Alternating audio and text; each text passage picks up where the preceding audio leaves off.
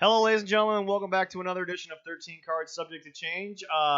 First and foremost, ladies and gentlemen, I'd like to apologize for last week's show audio that came out on Podomatic.com. A little bit off there. Ladies and gentlemen, Jesse made a guarantee. He is here today. Jesse, how you doing? Really good. Happy to be back.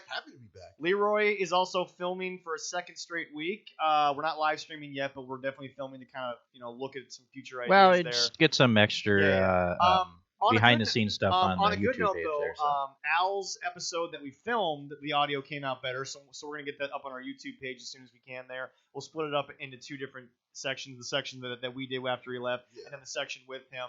But we apologize, obviously, for the audio issues. Al, very soft-spoken guy, which is weird for a boxer, people think, but Al, very soft-spoken guy. Mike was kind of off, so. But Leroy did his best to try to fix those issues. We obviously don't have the kind of system that can remove things, put them back in, type of deal. But I actually thought the audio was still somewhat listenable on Podomatic. I didn't think it was awful, but it wasn't the best audio that we've had in the past. Anyway, we are today is one of the biggest shows of the year. We love it. It is the Go Home 13 Card Show for the Royal Rumble, which is happening tonight. It is obviously one of the biggest nights in wrestling. Every company across the world knows about this. They love it. I mean, the Rumble has given so many great moments. Off the top of my head, my favorite Rumble moment was actually Rumble 92, which I still think is the best because you think about all the guys in there who were just so good, and not to rip what Rick said off when he was talking to Stone Cold, but you think about the guys who were just over before they came out. Yeah. In that match. I mean, that 92 alone, I think, is the best just because of the star power of it. And 92. Then obviously, I want to say 90.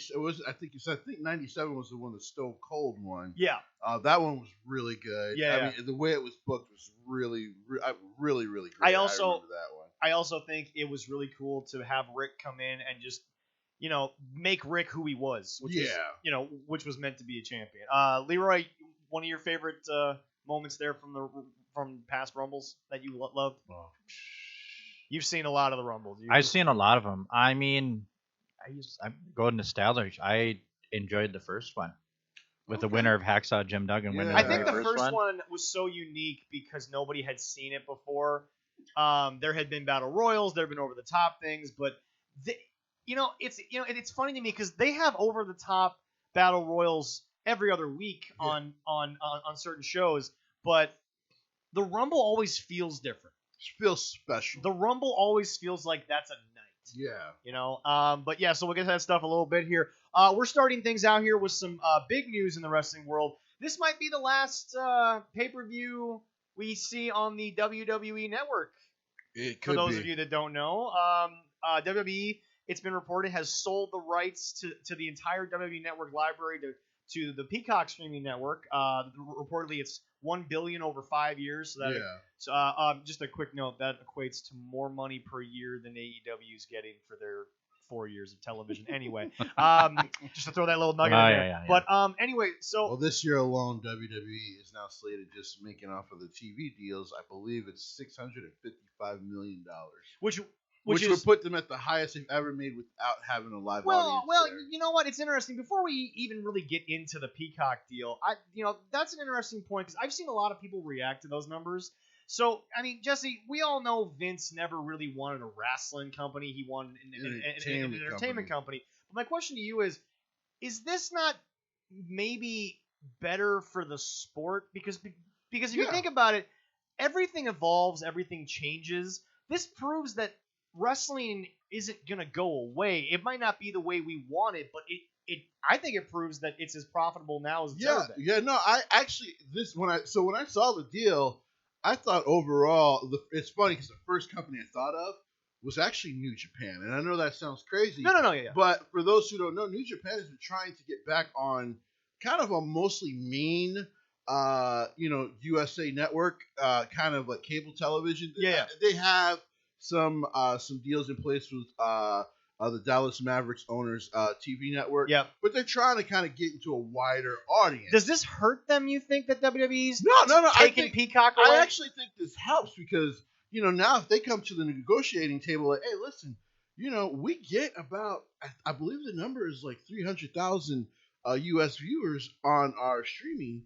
we want. Now, is that just the app, or is that for Strong? I think that's for their New Japan World thing all together. Yeah, so yeah, New okay, Japan yeah, Strong, yeah. and all their events that they put out there, and I think in the long run it actually helps them in their quest to come over here. Well, that's my whole thing.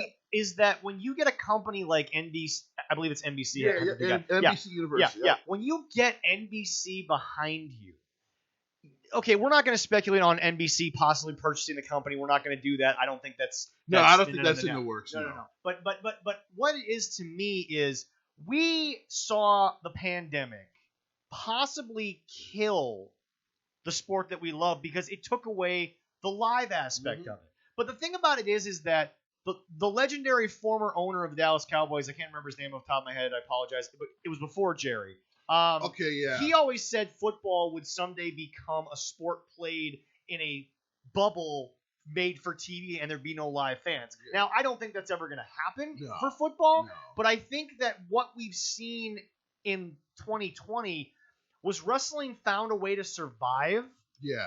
Whether or not it was every company, wrestling found a way to become profitable to where, look, the money lost from live event gates could possibly be made back on TV deals and could possibly make it better so that the wrestlers, make the money. I mean, and interestingly enough, not just live TV. I mean, even for what we do on the internet, streaming services, these streaming services that they can put out themselves. Yeah. ROH saw a huge jump in numbers in their recent return with tournaments. Yeah. So the sport's not dead, people.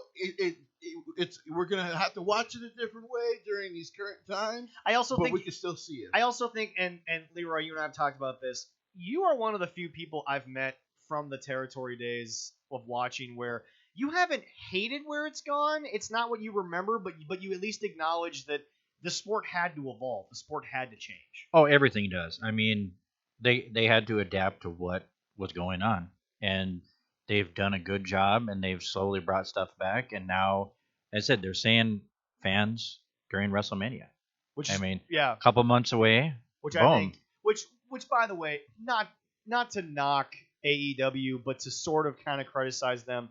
It sounds weird, but like, hear me out before we get to the actual, your guys' feelings. I feel like Vince and WWE waiting as long as they did to bring in fans. I don't want to say they did a better job than AEW, even though from what I've heard, AEW hasn't had any outbreaks of the fans getting COVID. Yeah. The wrestlers have had their issues, but we're not here to talk about that. Yeah. But I feel like WWE with the Thunderdome, as weird as it's been, the pumped-in crowd noise is something I still can't get behind. But no, I don't. But yeah, it's hard. But I mean, it was weird watching the evolution of 2020 in wrestling, where first of all, there was no one, and you heard the wrestlers talking to each other more so. You heard silence from the moves, and then they had the people that were social distanced in there with the glass, and now they've got the Thunderdome with yes, there's pumped-in crowd noise. I just think the pumped-in crowd noise is at the wrong times. I think it's just not put in the right places. It's pumped-in crowd noise. The worst. It's just the timing. It's timing. That's all it is. Well, but my thing they is, do that, and then the other stuff they add in. It's but like, the thing about it is, but the thing about it is, can we give credit where credit is due in how WWE has handled COVID-19? For the most part, they were one of the first companies, and deservedly so. They took some heat because I think. No one really in this country handled it very well. No, not at all. But I agree 100%. And to be fair to them, amongst the wrestling companies, they might have been one of the worst when it first started. But one of the things that they did, as we just talked about on their business side, is they adapted. They tried to adapt very, very quickly. Well, but the thing about it is that I hate to say this, but ever since Taz's sloppy shop comment, AEW has been having more and more COVID problems than I think people realize. Yeah. And it doesn't help that Chris did the whole thing at Sturgis. Yeah. And that was a horrible look. And I guess, wasn't it just revealed that Chris did test positive for it? And he still worked shows? He was still working some of the shows, yeah. And so, I mean, but again, we're not here to... Which, by the way, I said when it was going on, that's why you don't give wrestlers too much power. This is why I've always been a little bit on Vince's side of never giving a wrestler too much, leeway, almost like one of your best workers at your job. Like, yeah. Give them leeway, but not too much. Sometimes you gotta step in and be like, no, man, you gotta go home. Yeah. So, what's interesting to me is when we talk about AEW right now and the Impact partnership. So something finally happened this past week that I want to acknowledge, and I want to get your guys' thoughts. While I think it was odd, so Private Party and Matt Hardy went to Impact. Mm-hmm. But they went in as a face almost. Yeah, they went in basically as a face squad. But now they're heel on AEW. Yeah. But, and for those of you who are like, there are hundreds of indie wrestlers who have 30 different gimmicks, I want to make this clear. You're in a partnership. So theoretically, there should be some continuity between the characters that you have. Because there's still continuity between, as they like to call themselves, the Bullet Club. But as I agree with Tama Tonga, without the Tongans there, you are not the Bullet Club. Well, yeah, I mean, Kenny is one way on AEW. He's a say way on Impact. Yeah. That's what you do. It's the Good Brothers are the same way.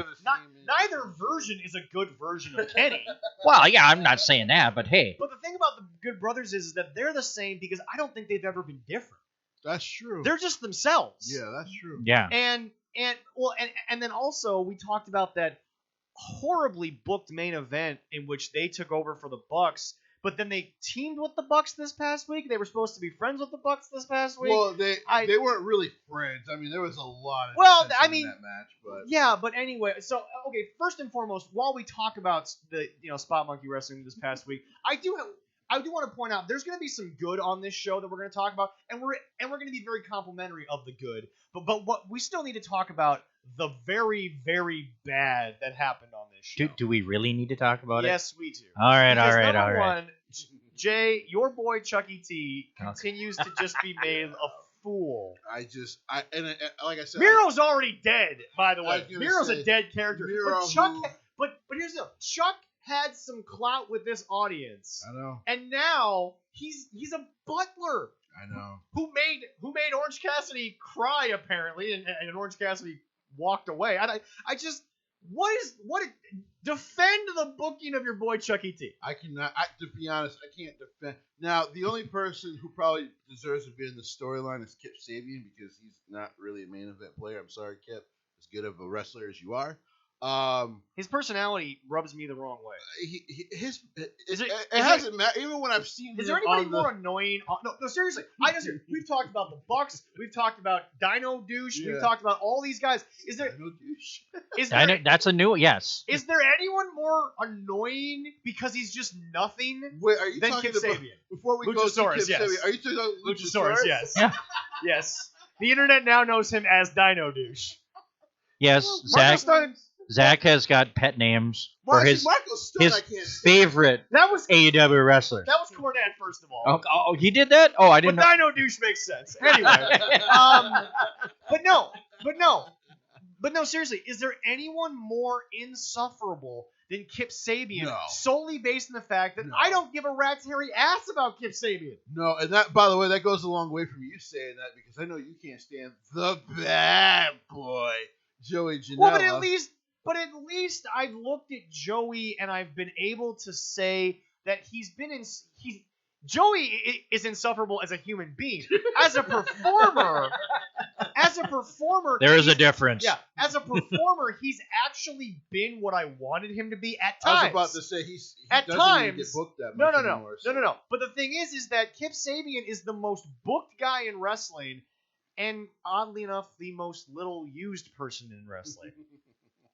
Yeah. This man got more screen time with a video game than Jacob Fatu can get on any major network anywhere. But I want to save that topic for another day because I love Jacob Fatu. I love Jacob Fatu, but a part of that is his own family and their weird quest to try to take over the wrestling business. But please continue. But they're already everywhere anyways. True. Exactly. But that's there we the go. problem. Yeah. But anyway. But no, seriously, Leroy, you've watched the highlights of the wedding saga.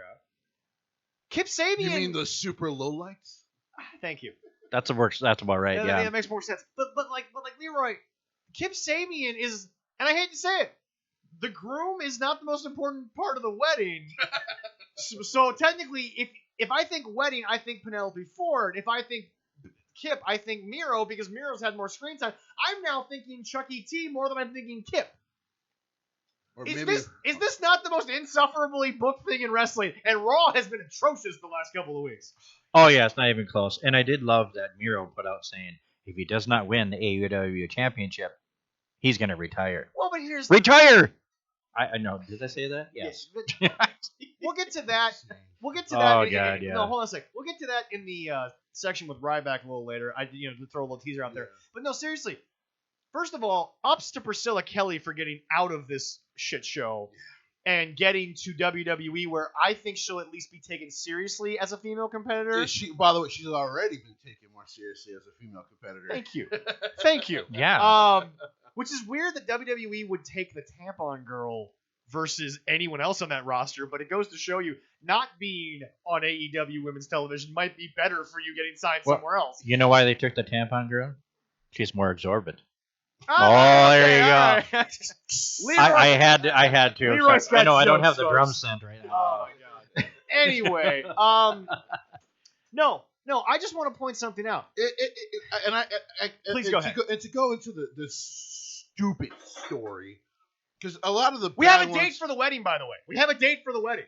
It's finally going to be in March at either, I think it's a pay-per-view or it's February at something at the beach or some weird February? thing. I thought March. It's February. Oh, so it is February. It is Okay, February. Yeah. Yeah. I think they have a pay-per-view in March.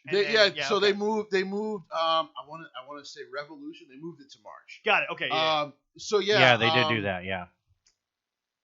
So the worst part about this, like you were saying, is Kip Sabian, because dude, Miro gets more TV time. Yeah. He looks more credible around your girl. What is the need for you in this story, period? Like, he's there pointless. Isn't. Need I say more? Like, he's pointless. Need I say more? You are... Thank you. You are the groom. It just sees the back of my head until I get a better camera angle. You are the groom in an episode of Bridezilla. No one cares about you. No one cares about any... Okay, the butler to your best man, who is no longer the butler once they say I do, which means Chucky's probably going to ruin the wedding, but that's not here or there for right now. I don't want to... By the way, story beats that give away the story as well. Is another thing wrong with this. Well, as I know, being married, the groom, you're nothing. That's it. You just pay for it. I didn't pay for everything close, but I just showed up and said, all right, it's my turn. Yeah. That's about it. But anyway, so... I don't want to spend too much time on this because there's nothing else to say. Of course. Yeah. Now we move into what I thought was going to be one of the highlights of AEW when Dynamite first debuted, is the man with the, and people blame The Undertaker for this all these years, the man with the longest entrance in wrestling right now, Cody Rhodes. What is going on with Cody now? So we can't just drop the fact that Brandy can't do this match. We can't just have Shaq and Cody and then add two guys for a tag team match where Shaq doesn't have to be a mainstay. Yeah. But now it's a mixed tag, and instead of Brandy, who is pregnant, now we add Red Velvet, who on I think it was last week or the week before, I pretty much said, who the heck is she? I guess she does have a somewhat legitimate background from what I've seen. Yeah. But here's the deal. She's a nobody to this television audience. That's true. What is happening? Because they also haven't used her much to actually promote the fact that her debut was confronting Jade Cargill. And so here's the dumbest part of this book. That's about it, yeah. So that was your debut? I actually do watch Dark.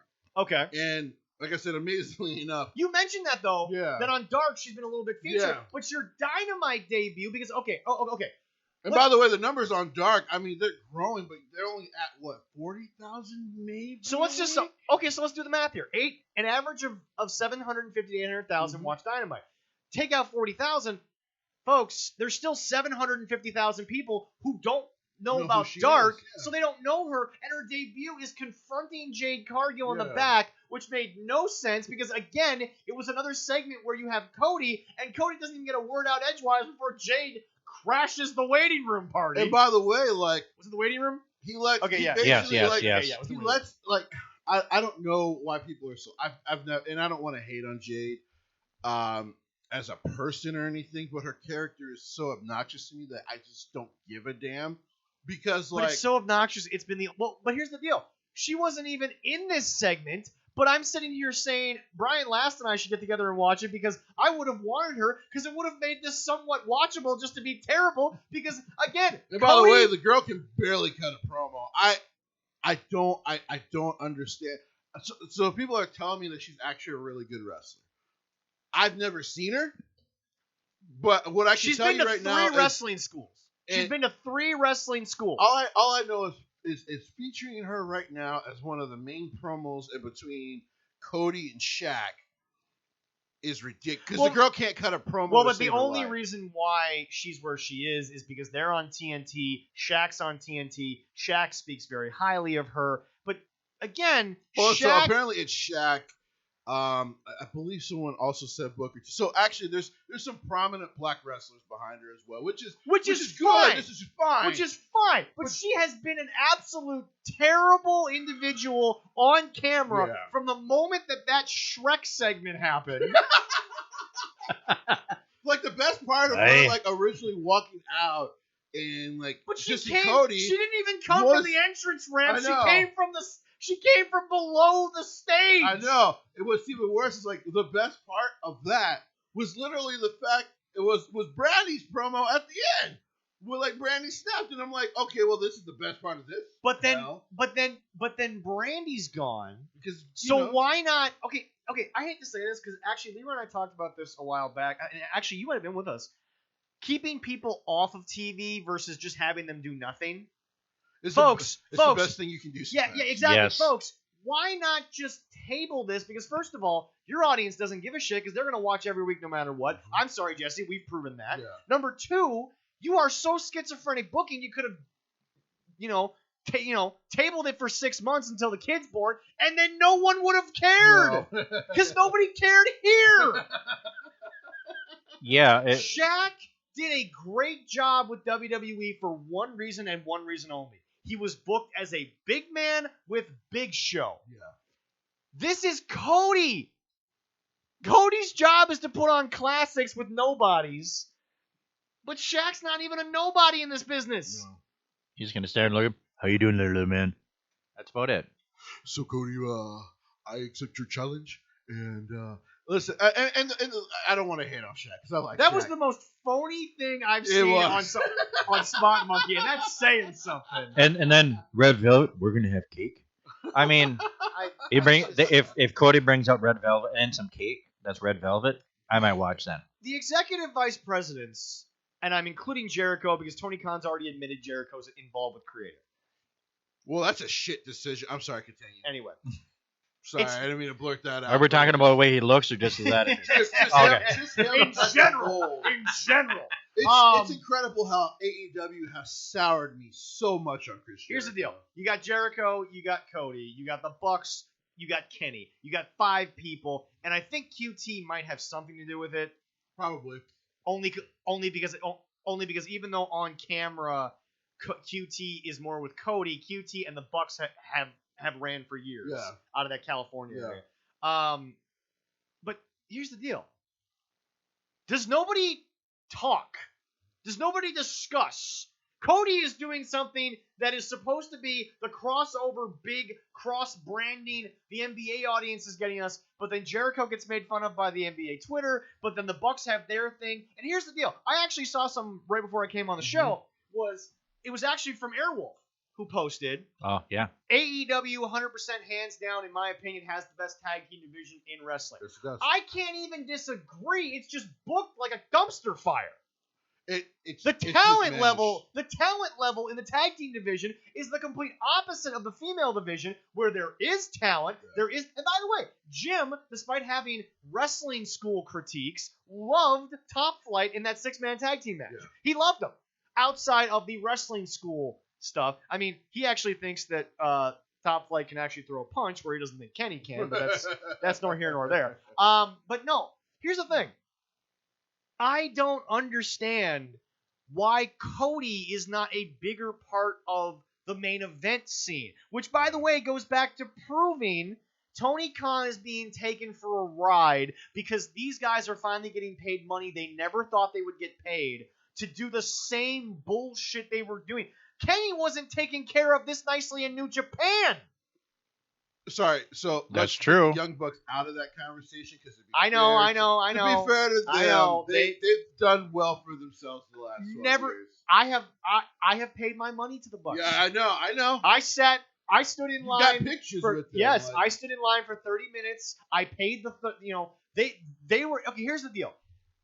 Jay Lethal has had one of the greatest runs as a world champion as the ROH dual champion I've seen in the last 10 years. It's a damn shame. He will never get credit he deserves. But here's the deal. The line for the Bucks was already about 40 people deep, and Jay had no one. Yeah. And I went right over to Jay. He was so kind to me. He gave me a video. Shout out to Marcus's little girl before she was even born. Yeah. And Marcus thinks that Jay is the absolute unquestioned GOAT of the last 20 years. Awesome, man. And nobody was at Ken Anderson's booth. Nobody was at Jay Lethal's booth. Nobody had a line. The line started after me for Jay, but that was because the Bucks were already 30, 40 deep. And then I went and I got the Bucks. I actually got Christopher Daniels' comic book, by the way. Oh, that's awesome. It's a very simple kids comic book, but it's a very good comic book. It's very good. Very, very actually well written. Hard not to like Christopher Daniels. And it's signed. I can't complain about that. But no. It's just here's my thing. They are proving once again that this is just to get paid more than peanuts. They're doing the same shit. Yeah. Okay? Because I want to point something out. Okay, another bad thing in this match was when they wrestled with the Good Brothers in that 8-man tag team match. Because again, first of all, can we stop with this Kenny thing? Because Don is promoting Don and Kenny. He's not promoting Impact. He's not promoting it. This is about Don and Kenny. Oh, that's yeah. all that is. Here's what Don promotes: Don, Kenny, and Impact. That's it, though. AEW gets nothing in this thing. He don't care. Don Callis is they get their little stupid commercial segment every week. Don where Tony Callis Khan can't fucking do a promotion. Sorry for the swear word, but that's fine. He can't do a damn promotion for a TV show that goes live on Twitch, and it's better than their own show the next night. It's at least handled better. Oh no! It's a better show. Yeah. Now, Bruce isn't even world champion, and he's better than their current world champion. I'm sorry. Continue. All right. So now we're gonna do something a little bit different. It is the AEW shit sandwich in reverse. All right. We've shit on them. Now we're gonna get to some good things. Good. And then we'll finish with. Before we get to the one big one, and then we'll shit on him again. Before we get to the one big one, I know you guys want to talk about. The one I kind of want to start with. No, we're starting with Adam Page. Oh, see, I was going to start with Eddie Kingston. I love Eddie. Okay. Here's the deal. The only difference that I'm going to do in my critique of AEW this week is I'm actually going to break down a good match, which I very rarely do. Because remember, when Jon Moxley was first wrestling, and he wasn't trying to be too garbage match, I was not critiquing Jon Moxley matches because it was a typical Jon Moxley match. Yeah. So there wasn't much to critique. But we're going to critique an actual good match. But no. Eddie is a promo among promos. I really do. And I listen. I do really dig the current story with him and Lance, because it's kind of cool to see Lance have to kind of flip the switch because Eddie has the numbers. Yes. And like them opening with that was, I think it was basically almost like no intro. To me it was really cool. Yeah. But Leroy, you and I talked on the show before we even got Jesse. We love the idea of Lance Archer. Oh yes, the idea is great. You can't hate a 6'8", 280-pound murder hawk. You can't hate that. No, you can't. Because by the way, shortly after Dynamite debuted, Jake showed up. Lance had no American television until he showed up with Jake. Yep. But his performance in that year's G1 after back surgery was insanely good. Am I wrong? Was it back surgery? Yep. Yeah. After back surgery, I watched a 6'8" guy have probably the best G1 he's had in years. It was insanely great. It was so much fun. And that was to after watch. back surgery, and I mean, he went to the dojo. I mean, I guess if you go to a dojo with Minoru Suzuki, you're gonna get pretty damn good after 4 months. I hope so. But it was astonishing. So he actually had some fanfare when he shows up now. They botched his debut, but that's because they just had him sit with Jake. Yeah. Okay. So all right. I'm gonna go on a slight tangent here, but it's gonna make sense. Okay. WandaVision, which is now on Disney Plus. Love the show, by the way. Oh my God, fantastic. I love it. My only issue is, and this goes back to my issue with Dynamite, because this was my issue with TNA when they were booking on Fox. No, Fox Sports North. Sorry. Yeah. No worries. We're on episode 4, and the story of WandaVision has now been fully laid out. By the way, the internet was way off. Oh, yeah. Episode 4, for those of you out there, will prove all the internet theories of episodes 2 and 3 so off. Wrong, horrible. Yeah, they definitely will. Yeah, but oh my God. Well, okay, so my buddy Tony thought, because of the internet, that guy, the beekeeper, was Swarm. Turns out he's just a random agent for Sword. Yeah. But I'm not here to spoilers, but not because again, I feel like if it's already out, I can't spoil it for you. I'm sorry. That's just go the way watch it goes. it. Yeah. Anyway, but no, my biggest thing about WandaVision was I wanted episode 4 to be episode 6 or 7, and here's why. I wanted 1 or 2 more episodes of them trying to make a normal life. Yeah. I wanted. They seemed so, and I guess the first episode, and Leroy, you're older than dirt, so you might be able to confirm this for us. Episode one, I guess was a complete look. Their house was a complete copy of the Dick Van Dyke Show. Yeah. Pretty close. Yeah, okay, pretty close. Mary Tyler Moore, I think, also had a bit of a show that looked like that too. Well, Dick Van Dyke was one of the first ones, and it kind of took over. God, a few of the sitcoms in that area. They took inspiration from that. The biggest thing I take away from the movie Saving Mr. Banks, which is the story of making Mary Poppins, was when the woman who wrote Mary Poppins and they were like, you want this Mr. Van Dyke to be Mr. Banks? And they're like, well, he's one of the greats. And then she said Chopin, Shakespeare. She goes, Dick Van Dyke is an all-time classic person. He's never had a bad thing that I've seen. Oh. But that's nor here nor there.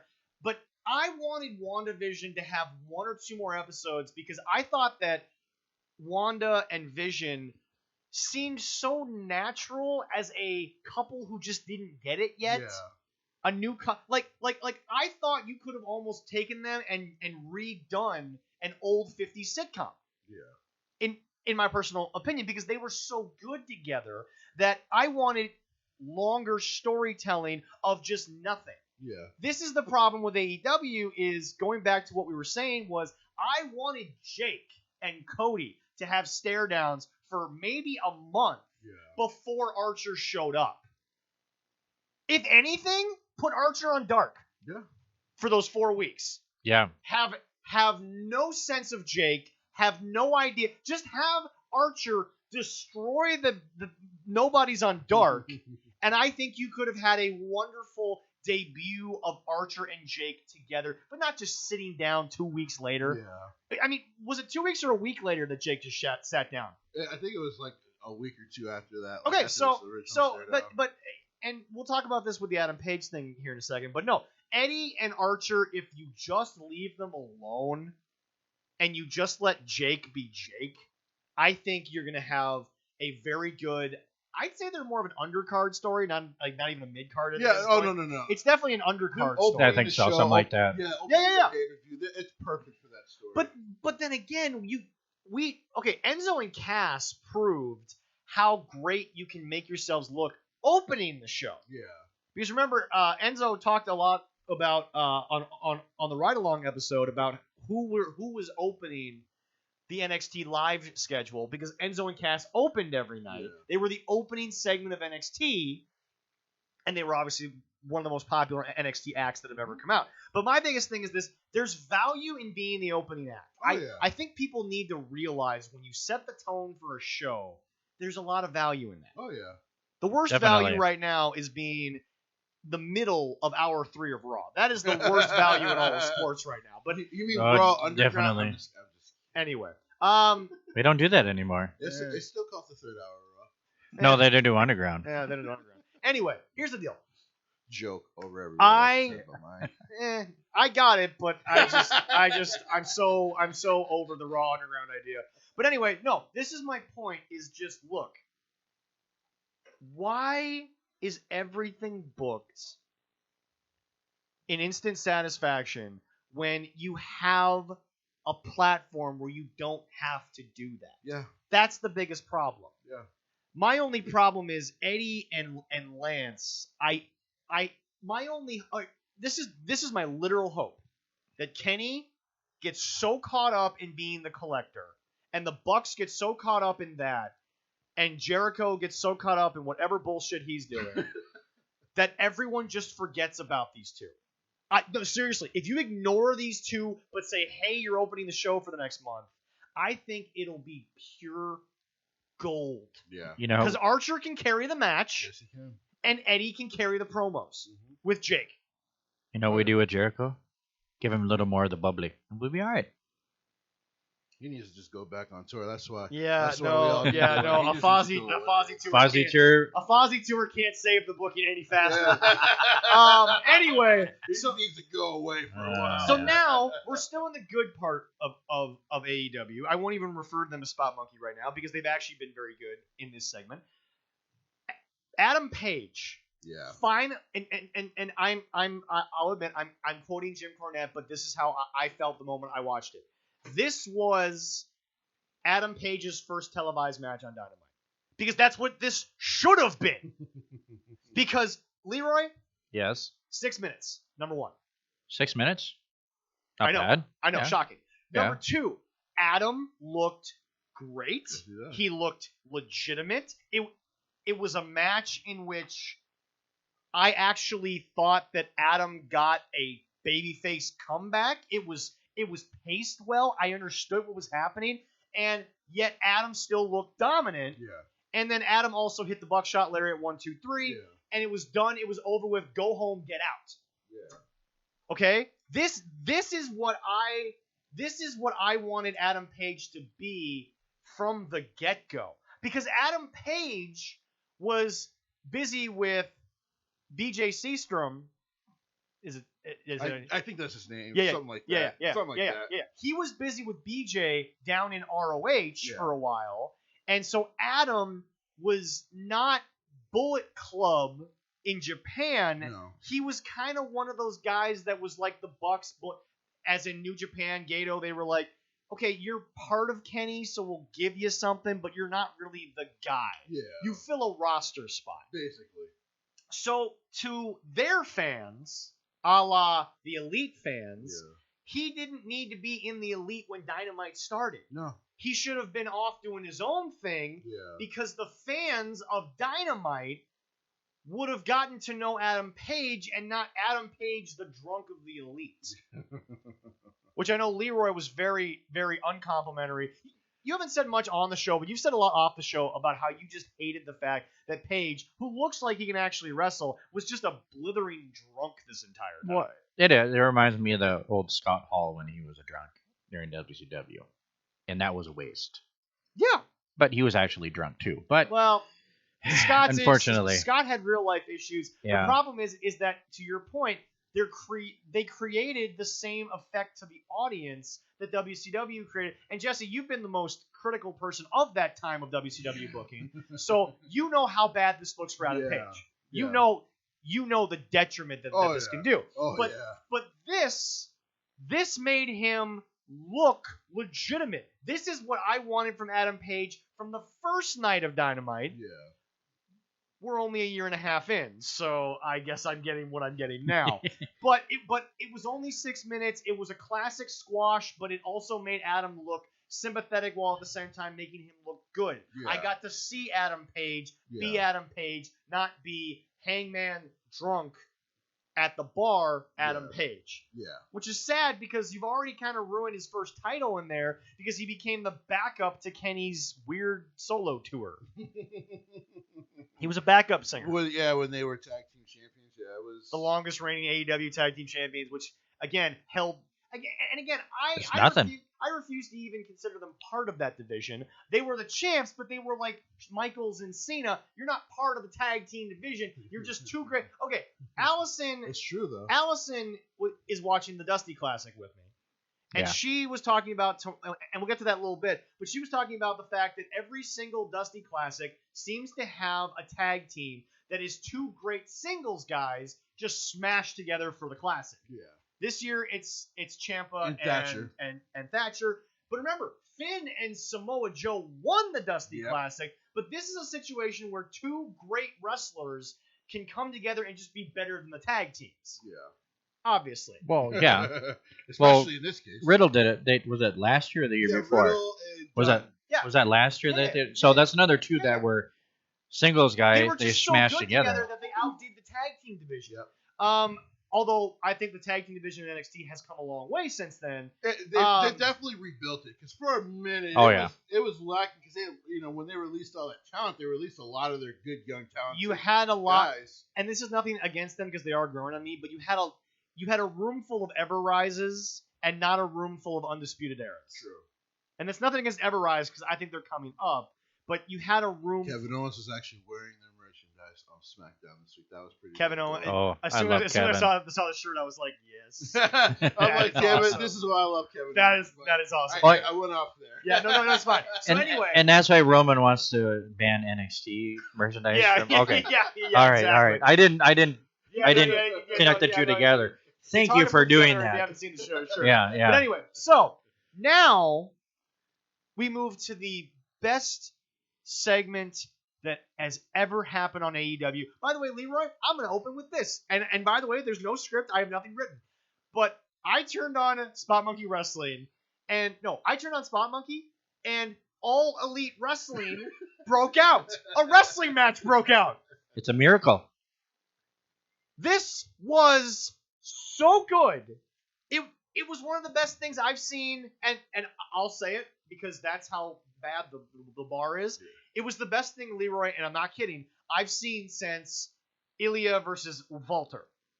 Oh, wow. Because it was exactly what it should have been. So, I'm going to have to go find that match. So, Jungle Boy is wrapped up with FTR along with Dino Douche and Marco Dong Sucker Stunt. I can't believe you're calling it Dino Douche. Anyway. I really like this. Anyway. I hate Marco Stunt, but I do. Yeah. Anyway, so Leroy. Jungle Boy said, now Jungle Boy has a lot to be desired in the promo department.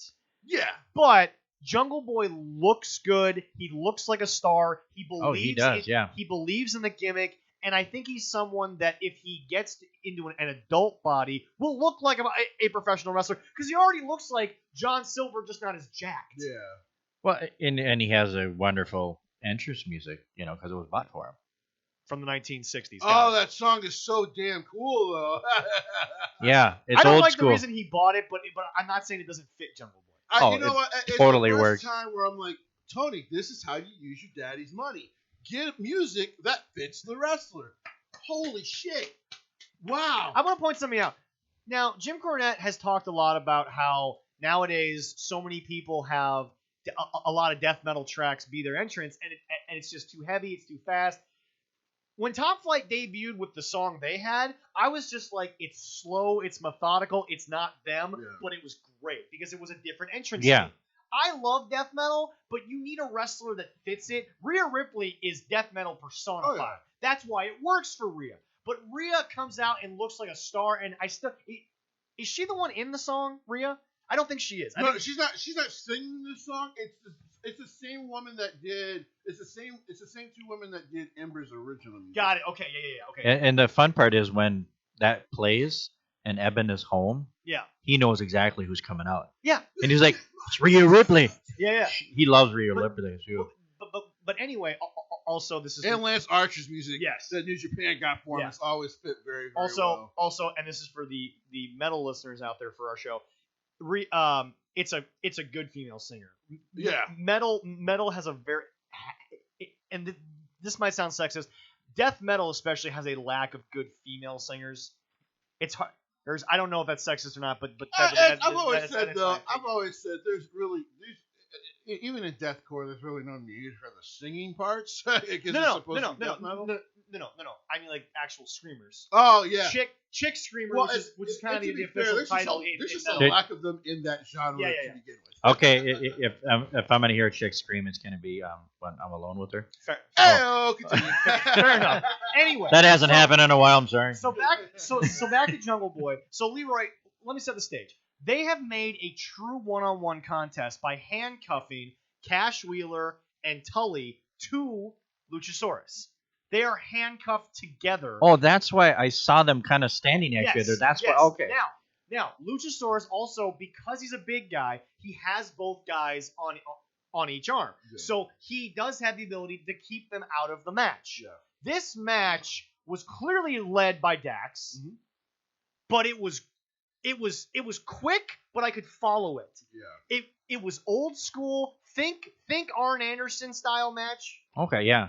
Jungle Boy was fighting from underneath virtually the entire match. And it was a situation where one of the biggest problems AEW has is everybody tries to get everything they try to get my shit in. Yep. Anyway, but what was so good about Dax was that he never let Jungle Boy go off and do everything Jungle Boy has ever done. Yeah. Jungle Boy had flurries, but it was never a 10-minute flurry. It was a 10-second flurry before he pulled some heel shit, and he pulled him back. Yeah. Jungle Boy was slow. It was methodical. Every single moment of the match made sense. Yeah. I felt bad for Jungle Boy. This is the best wrestling match I've ever seen on Dynamite. You know, it's kind of messed up, too, because I'm watching this match, and I go, damn, maybe Jungle Boy should have been in WWE. Here's why I say that. That's the WWE style that Dax is wrestling all the time. Oh, by the way, I heard an attempt, not an actual, but an attempt to start a This Is Awesome chant during that match. It was so good. And that's which, by the way, proves that audience would like this match if it was their guys. Yep. I'm sorry. Oh, yes, sorry, definitely. Once again, this has exposed the Spot Monkey version of AEW in the sense that you people are only liking this because it's not the WWE banner. Yeah. You have nothing against modern wrestling. You have nothing against old school wrestling. You hate that it's Vince. Yeah. You hate Vince more than you hate the product. Yeah. That's what this proves. You've been exposed again. Sorry, message boards. You've been exposed. But anyway, Leroy. Yes. Dax did a springboard sit-out style power bomb that was a throwback to Tully. It springboard off the top rope. He literally got Jungle Boy up in the in the chair. Yeah. He bounced Jungle Boy's shoulders off the top rope, and then he power bombed him into a sit-out style. And I'm just sitting here thinking to myself, that match would have gotten over in any territory. Oh yeah. Seriously. Definitely. Oh, yeah. Seriously. That's how good it was. Well, I'm glad that he tapped into his. They always said that they're old school wrestlers. They don't know flips and kicks. He went back to that. I mean, that's wonderful. Oh, Dax is one of the best workers in wrestling. Yeah. He could have a singles career without a doubt. Those two are very great, classically trained wrestlers. They really are. Yeah. And they work very well. Yeah, watching this match, man. Well, first off, I want to get your thoughts. Because what you had said about their audience, I've actually said since the creation, where I was just like, listen, their numbers are going to do well because this is an audience that just they just love to hate Vince, and that's okay. It's popular to hate Vince. Well, for good reason. Well, we've talked about on the show. That's how the Bucks made their money. Was WWE hate. You know what? We need to get in that audience. So all of a sudden, out of nowhere, all of a sudden you hear, I like turtles. You know, we can wear the wonderful bright blue, powder blue ginger snap shirt that you've got on. Oh, damn right! Today. Yeah. Because as Darren Corbin has told us, seeing those shirts pop out of the crowd, it's great. Yeah. But anyway, I digress. But yeah, it's shameless promo. There we go. I'm watching this match and I'm like, this is a WWE match. Yeah. 100%. Dax is completely working a babyface heel WWE match, and it's working. It's getting this crowd to chant I'm about to get into a match with This Is Awesome chant. And by the way, it shows what I already started to see in Jungle Boy, and that's the fact that damn, because one, having God rest his soul, but having his dad's damn good looks. It helps. And It then- helps in wrestling. It And helps. then the He is fact that pretty. if the one thing I've always agreed with Jim This- Cornette about This is that was the most Mhm. Jim Ross has cared in months. because he actually likes good matches like this. Yeah, but you can't deny that Jim actually gave a shit. Yeah, like he actually. Well, but- if you actually see something good, he'd He be didn't- like, "Arr." He didn't just phone it in and say screw it, I'm out. I mean, he actually cared. Because one thing that Jim has been right about the product is, you can tell when these guys in the past have been just trying to get a spot in. Yeah. Like the way they just kind of all would form a crowd, and you're like, okay, well, here comes the flip. Well, don't do it like that. No. There's a reason like WWE television doesn't look like that when these guys do that. You're supposed to make it look more natural. Well, it's edited better first. Well, that That is true. and they're very good at just making it look more natural, fighting each other to the crowd. before Yeah. the flip comes. But like I said, one of the big things I really loved about this was like I've always also one of the things I've agreed with Jim Cornette about with this kid is the fact that one, if he got at least 10 more pounds of muscle, this kid's a superstar. Oh, without a doubt. He's a superstar. But again, I think the youth factor factors in that it's hard to build muscle until you hit a certain he's like 22, prime. 23. Yeah, exactly. So I mean, that'll come. Yeah. But here's the thing. This match had the speed of an AEW style match, Yeah. but I could follow it, Jesse. Yeah. I understood what was happening. Dax was shutting him down. The false finishes made sense. Yeah. The fact that they didn't let go of each other's elbows, they rolled around and did like 4 or 5 Yeah. false pins in a row, but it didn't look phony. It looked like a mat wrestling match. Yeah. Which, of course, That's I've great. always said that he's capable of. Oh yeah. I've seen it on Dark when he's gotten a chance to face, because it's weird when I watch Dark and I'm like, if this is a guy that end up pushing, on Dynamite, I'm a little bit scared because like some of the guys they bring in from these territories are really good technical wrestlers.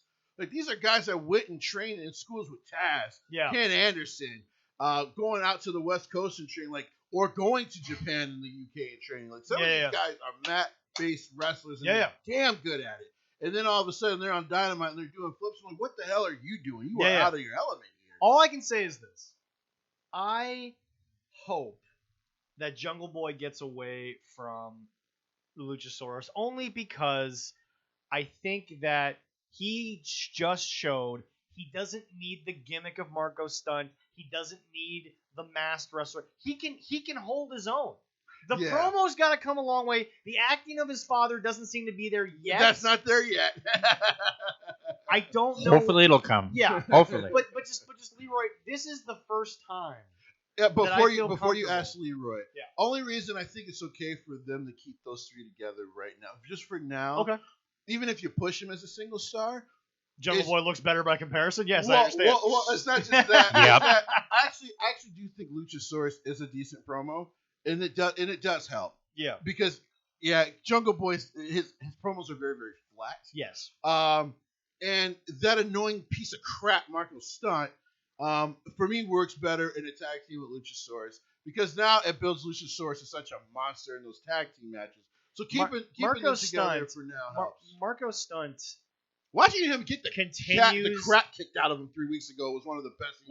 Love that. Here's the deal. Marco Stunt, sadly, is not a Rey Mysterio who is standing up to a giant, and the giant is somewhat leery because it's Rey Mysterio. And by the way, his brother's better people. His brother, his brother's also an idiot too. Well, they're terrible people. Oh yeah. Well, yeah. Garbage human beings. But anyway, no. What bothers me is that Marco Stunt isn't Rey Mysterio, where a giant is afraid for half a second because, oh my god, it's Rey Mysterio. Yeah. Marco Stunt comes off as like, I'm gonna stand up to you, but it's like, bro, Alexa Bliss could potato you in real life. And that's so and true. that's not a shot at Little Miss Bliss. That's just she could factual. She could potato your ass in real life. And I want to prove that, and I want to point something out. If that kid ever got signed to an old school territory, he would never make TV because every single wrestler would break his damn neck every night he was in the ring. I always say, like, if you guys talk about WWE, he'd be the guy that the women always beat up on. Like, because most of their female wrestlers... He'd be Reginald! Who, by the way, I found out is actually really good, like, old school, like, high-flying wrestler, and he learned a lot of his lucha style in Mexico, which is why he looks so damn good. Right? Yeah. Or Marco would be like the new Hornswoggle. Yeah, but That's an insult to Hornswoggle. Well, I know. That's an insult to Hornswoggle. Yeah, I'm not saying he's going to be any better. It's He had a gonna be better. great WLC match. I know this is your show, sir, but how dare you insult Hornswoggle? I know. We saw him live. I'm And sorry. now- I'm sorry, and Hornswoggle. now we get to the shit of the shit, and it begins, sadly, with the end of this very amazing wrestling match. Because once again, there has to be an aftermath. There has to be some bullshit. We have to be like, hey, here's the deal. Now we're going to have, we're out of the handcuffs. Now we're going to handcuff Luchasaurus to the rope. We're going to potato Jungle Boy. But then we're going to go cut the horns off of the mask, and Luchasaurus is going to pretend like it's a real horn. Why? Yeah. Oh, Why? my Lord. Why do we have to go to the funny, gimmicky, ha-ha, wink-wink, nudge-nudge, when we just saw the best overall wrestling match I have seen ever? And by the way, nothing against Cody when he was the champ, but Cody was not trying to put on a heel versus face match. Cody was just trying to put on a wrestling Yeah, spectacle. he was just trying to It was put a on different great story. match, But which is anyway, okay. yeah, Yes. but anyway, it's just, why? Why can't we just go to commercial? Why can't I just get, why when I want a split screen, do I not get it? Is all I'm asking. Yeah, I didn't understand why it just didn't end with We needed a ha-ha nudge. The horns yeah. are real We- on the beast dragon thing. We Really? needed a Snickers Oh commercial my right then freaking God. It just to really satisfy you. So yeah, the whole like after the match beatdown didn't make sense because really all you needed to do was unhandcuff them, have them laughing at Luchasaurus, and then leave. because Walk away. because then like Just pour some sauce on 'em, you know, like 'cause right? then Yeah. you could have had like the whole thing of like okay, well now this is this whole like thing between them. Okay, this is something now you would have made it something people really want to see. You took all of the heat that was created by a wrestling match, Yeah. and you pretty much potatoed it into a sack in which I don't think they can take it out of. I'm sorry.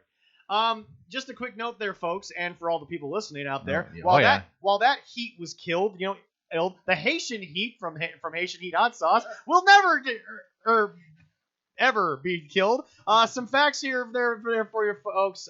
So anyway, Al actually sent me a long thing here. That is now the official hot sauce of 13 Card Subject Exchange because my God, is that amazing! Oh, That's got some delicious. damn good I have hot been sauce. using that shit all week Yeah, since so we have got I. it. I put it on, dude. No bullshit. Wendy's chicken nuggets. I don't know Oh. why they were so good, but the regular, not the spicy one. Yeah. But anyway, Alright. a couple of little sound bites here for you folks. It is a 4-week fermentation process for those soft. There are 10 different peppers in there, ranging from low Scoville units, which is more like a Serrano or something like that, Yeah. all the way to the Thai chili, and then all the way to the hottest peppers in the world, Reapers, Ghosts, Scorpions. They're all in there. However, specifically, it is a quick burn that is intense but does not linger. We can all confirm on this. Oh yeah. It brings you up but does not burn you out. You can use this sauce throughout the course of a meal and it does not hurt you at all. If you couldn't handle too much heat, the heat won't linger. It's not a big deal. If you love the heat, it has the super hots in there that gives you the flavoring to it. And to end it here, Al wanted me to specifically make sure I said this. We never wanted to make something that was hot for no reason. Amen. And Leroy, before Jesse got here, you and I talked to him about this off camera. There are two kinds of hot sauces. There's a hot sauce, and then there's a flavored hot sauce. This is supremely a flavored hot sauce. Okay, it needed that. Okay, they wanted the heat to have a purpose or a flavor so that the burn was worth it. Trust me, it is fruity, but in the best way. And I think what people don't understand, little fact here, the ghost pepper, if you remove the capsaicin of it, is a very fruity flavor. Yes, it is. There isn't like there's a sweetness to a ghost chili. Yes. And while I would never bite into a real ghost chili, the flavor of it is actually very good. What I hate about a lot of places that are like, we got ghost pepper stuff, ghost pepper Swiss cheese, ghost pepper sauces. Everybody's just like, here's a heat bite, but then you can't finish the burger, then you can't have the wings. Mm-hmm. With that sauce, I have down 30 chicken nuggets from Wendy's, and I put sauce on all 30 of them, and it was so good. And I still say the best part is they say you should be able to read all the ingredients on the bottle. Oh, the This bottle, one, there's not a you bottle, can read there's all not a the bottle that ingredients. is more consistent than Yeah. that bottle. It Damn is right. And as you talked about, the flavor is very good, people. Once that heat starts to burn off, the natural flavors that they put in this hot sauce, it's so good. And actually, the way they make it, it's actually healthy for you. It's a wonderful. And that's a hot very sauce. good point. Is that we also have to remember here, folks, that if you are in training for something, if you're trying to lose weight, and again, I've always told people when you're trying to lose weight, health food, sadly, yes, you can have a professional do it for you, but the average person, health food is not designed to be flavorful. It's not designed to give you flavor. I always say, I used to work for a Chinese restaurant, as you know, up at the mall, and I always ask my boss, how authentic is the Chinese food? And she would always tell me, it's not. It's Americanized because there's a flavor to it, because remember, authentic Chinese food is meant to be sustenance. It's meant to fill you up. It's not meant to give you a flavor. This is a situation where you get a healthiness to it. You can use it during diets. You can use it during, burn calories for a fight situation like Al is currently doing, and you still get a flavor with it. So again, Haitian Heat on Facebook. Please go look them up. You can order directly from there. There's a number on there. We're going to have those numbers for you on future shows, but that is, again, our official hot sauce. And I told Al he doesn't have to pay us, but if he wants to send us a bottle or two every month, I ain't going to bitch. Oh, definitely can use another bottle. Ain't going to complain about that. So, ladies and gentlemen, once again, if you want some heat with some real flavor that is also able to be used at any time, healthy, or if you're just looking to pig out, Haitian Heat hot sauce, absolutely fantastic. We love it here at the show. Anyway, now moving on. Now we have to get to a thing that killed the heat because of the snow, and everyone will know what I'm talking about here in a second. Ladies and gentlemen, I'm going to start this segment, and Jesse will know exactly what I'm talking about when I say this, and Leroy, you can butt in here in a second. Outside of the Joker gimmick, I have never said Sting's promos are ever worth talking about, and this was one of the worst promos I think I will... First of all, when Leroy thinks of Sting, you ever think of a promo? No, not really. You ever think of him talking? Not much. Sadly, you think about the Shockmaster, but there's a whole other reason for that, folks. I'm not going to talk about Shockmaster. He's had a couple of good ones in his career, but when really he was the Joker and he was fired up, I loved Joker Sting promos. There was a couple in 98, 99 when he was. I'm not saying Sting is the worst promo in the world, but has he ever had a Four Horsemen promo? Has he ever had a snakeskin shoes, wheelin' dealin' son of a gun type promo? Has he ever had that? No. It's not him. Has he ever had a Tully promo? No. Well, no. No. Honestly, he's never had a JBL promo. I was gonna say, yeah. I mean, when you say Tully, when I think of great promos as far as it's Tully all day. I think Tully. I think Triple H, because that dude used to piss you off back in the day. He's never. Oh yeah. He's never had a pipe bomb. No. He's never had a. I hate to say, he's never had a Vicky Guerrero moment. No. I hate to say that, but again. Well, she's a great promo. Oh no, fantastic. But that's just it. This segment, Leroy, is exactly why Sting made more money in his career when he didn't talk on the mic. It was in an abandoned building, which I didn't understand, with Darby Allin, Taz and his goons, and they even said they were goons live on television, showed up. Sting couldn't break a window with a bat. I mean, it's just this whole thing was an atrocity. They used the wrong kind of glass. I don't know what the hell they were doing, but they didn't have any sugar glasses. They got to do that. I mean, folks, it's not the wrong kind of glass. It was. He's a 61-year-old man who apparently is too weak to break some damn glass. You give me a bat, it didn't I even can crack do the glass, yeah. Leroy. And it was a real bat. I'm gonna have to watch it because not even trying, I can break a glass. Oh my god, it was bad. Hell, I think my 8-year-old could do it. But just Jesse, please explain to me what good this did for anyone. Here, like I said, the only way that this works for anybody involved, and it doesn't look like Taz will be involved in the match. So now I have to somewhat sell me on a street fight. Yeah. The way this works, cinematic street fight, because I'm sorry. You know what? I got to take the cinematics out of it because now it doesn't look like that's going to happen. Yeah, but you realize one Brian Cage throw of Sting, and Sting's neck's going to crack like a freaking but $5 burger. Here's the thing. So Yeah. I recently. And for anyone that doesn't know about that thing, is that when you get a really bad cut of meat, the burger cracks when you throw it on the grill. It is awful. Yes, it Yes. is. Oh. So Impact on Twitch, actually, when they're not doing their live show on Tuesday, they actually play a lot of the Impact Plus stuff. By the way, Pluto TV, I found out, has an Impact channel. Yes, they do. And by the way, folks, as we've talked about on the show, it's free. Yes, it is. Pluto is free, yes. Just like the Twitch one. You can just follow the channel, and you can watch all the stuff for absolutely free. Yep. So going back, they were actually playing some of Brian Cage's stuff, since they have the deal in place for now. Yeah. The way this works is, so Brian worked. One of the biggest criticism Brian has ever gotten in his career is the Tessa stuff. Yes. The second one, if people don't remember, I forget the name of the wrestler. Old school wrestler. I'll have to find it and link it to our channel. Yeah. But he worked with another old school wrestler, and he worked with him again. It wasn't Shamrock, was it? I think it was Chavo. Okay. I think it was Chavo Guerrero. Okay. Because it was a Spanish wrestler. And he worked with him. He has worked with Chavo, I think. Yeah, he did. Chavo was in Lucha. Yeah. So he actually. My biggest thing. He actually protected Chavo bit, right. quite a bit in his stuff. So but not to I trust Ricky Starks. Yeah. And I want to trust Brian Cage on this, because otherwise, if Sting gets his neck thrown the wrong way into something, it's going to go to hell in a handbasket. On live pay-per-view. I know. Now, they have 2 months to prepare for this. I'm trying to give them the benefit of the doubt. If it's not going to be cinematic, why would I tune in? And again, this is the Jim Cornette, I would say, realism in me of just, I am looking for a situation where, look. Love kids. I love kids too, yes. But no, she had a pink cookie piece happy. Here's the deal. I'm not stupid. I know they didn't light the Fiend on fire.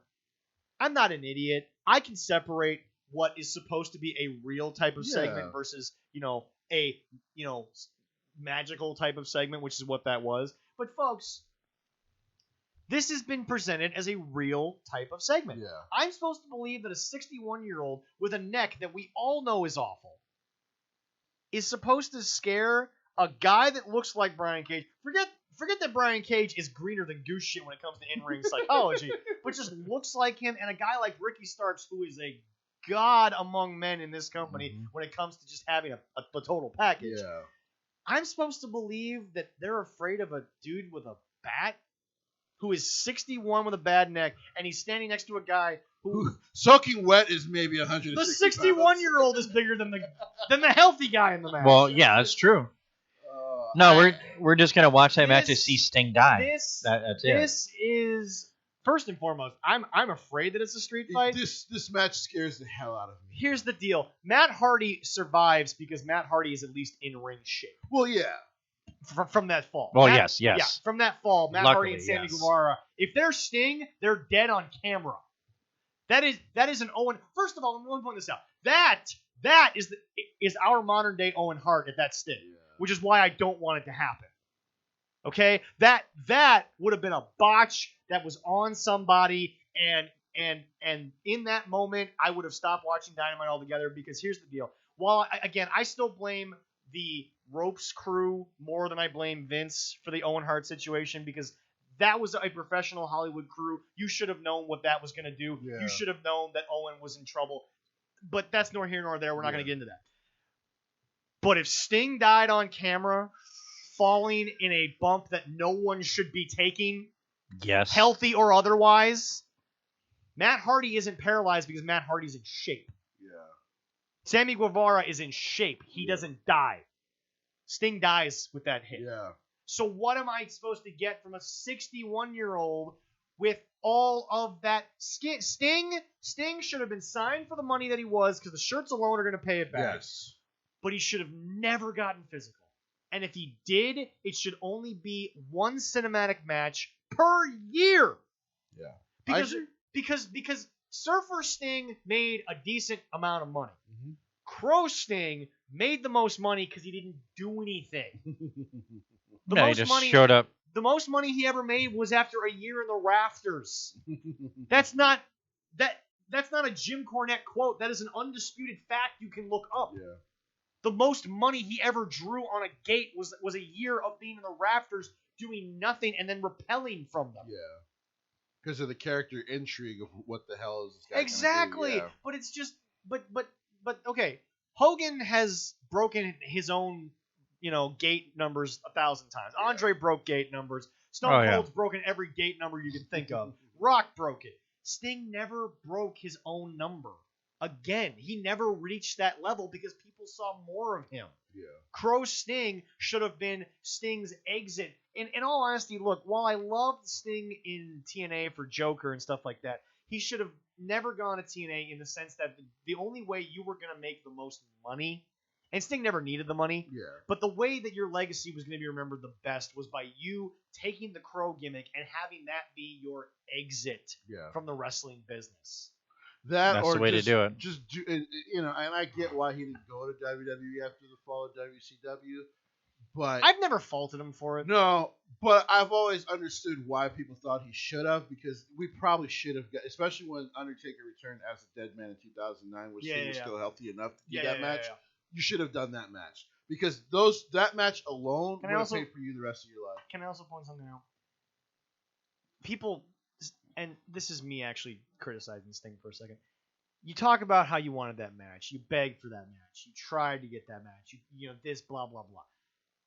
You could have left TNA for 6 months, done a short run to WrestleMania from the Royal Rumble on when you were healthy. You could have gotten it when you were both able to go. Don't give me this bullshit of, it didn't happen because when Sting got there. It didn't happen because Sting stayed away, and I get the reasons he stayed away, but don't sit there and tell me how much you begged for it when you straight up knew it shouldn't have happened. And the weirdest part of his explanations was, to me, it proves that his mind for the business was never that of his physicalness. No, because because he had the clout to do whatever the hell. Like you said. In late 2008, like Jeff Jarrett was going to tell him, don't go to Vince for 6 months and then come back. Vince would have been like, Jeff Jarrett, here's $500,000. Shut the hell up. Like, here's for your pissant company. And as far as I'm concerned, Dixie Carter was going to sit in a room and outduel Vince McMahon in a negotiation. I have some thoughts on Dixie Carter, but I don't want you to get taken off the airwaves. She'd only win if she dropped on her knees. You said it for me. Okay, we're good. So I just what I he said it for me. I wasn't going to say it. No. I wasn't going to say it. I will go there. You know I will. I have no respect. After hearing all the stories about Dixie Carter, I'm like, I'm done. Well, whatever. She was pitching the Real Housewives of Nashville. Anyway, because I cared about Nashville over California. Yeah, exactly. So I just like the music. That's it. That he clearly never had the business mind, because he should have left in late 2008, did that run in 2009, and then. Even, you would have gotten stuck with a contract, but you negotiate that, especially that merchandise part of the deal, where like, hey, if I'm here the next 4 years, even if I'm only going to wrestle like 4 matches, give me this portion of my damn merchandise. I hate to say it. I never thought that AEW was ever going to be in a position to kill a legendary career, because I think Tully's set, Arn is set, Jake is set. Yeah. This isn't going to hurt their legacy. No, it's not. No. But they didn't come in trying to be what they were in the 80s. Yeah. Sting is coming in and trying to be an active participant. Sorry. I disagree. But only reason I partially disagreed is because the moment I saw Chris Jericho show up at the press conference, I'm like, well, every good work he's started doing in New Japan is about to go down the shitter. But here's the deal. As we've learned from a bunch of really dumb tweets by Chris, Jim Cornette, first of all, doesn't need the money from his podcast. Number one, okay. Ryan Last does just fine on the other podcast. Yeah. Those guys are doing that because Jim's just bored half the goddamn time. But has Jericho been a response to that? Because I read some of what they were going back and forth and. Jericho actually took the higher road for once. Yeah. Oh, he did finally? Okay, he was smart. Well, but let's see how Chris responds to Jim's response to the tweet. Anyway. But no, here's the deal. Jericho's doomed himself. That's all. Yeah. Okay? Look, you had a botched Lionsaul because you're out of shape. Why did you have to go back to it on the next Dynamite? Why did you have to prove me wrong to prove you can do the Lion Saw? That just makes the Lion Saw nothing. It just you're diminishing Vince the Lion protected Saw. him. Yep. And Hiroki, I'm trying to remember the name of the main guy in New Japan. But Yeah. Him and Gato and Jado protected Chris Jericho by saying you don't have to come here and fly or anything. Yeah. Do a physical style. We do a physical style here. You've been here before back in the 90s. Like, you get what we do here. Your name alone with whatever merchandise you want to create. But the problem is, Jesse. Oh, no. I'm saying he's wrong. Yeah. No. I wasn't questioning you. What I was going to say is, Leroy, you have watched wrestlers go for 40 years. Yeah. Was Ric Flair in the WWE the same as the Ric Flair from the AWA and NWA? No. Because Rick adjusted to his age. He adjusted to what he was doing. Chris is trying to prove to me he's still Lionheart. Yeah. And you're not. No. You can't physically be the Jericho of old. No. Well, even Shawn Michaels, when he came back. Exactly. He knew what his limitations were, and he did that. Was better. Like, God, I love people him. don't really, to me, his second run was better than his first.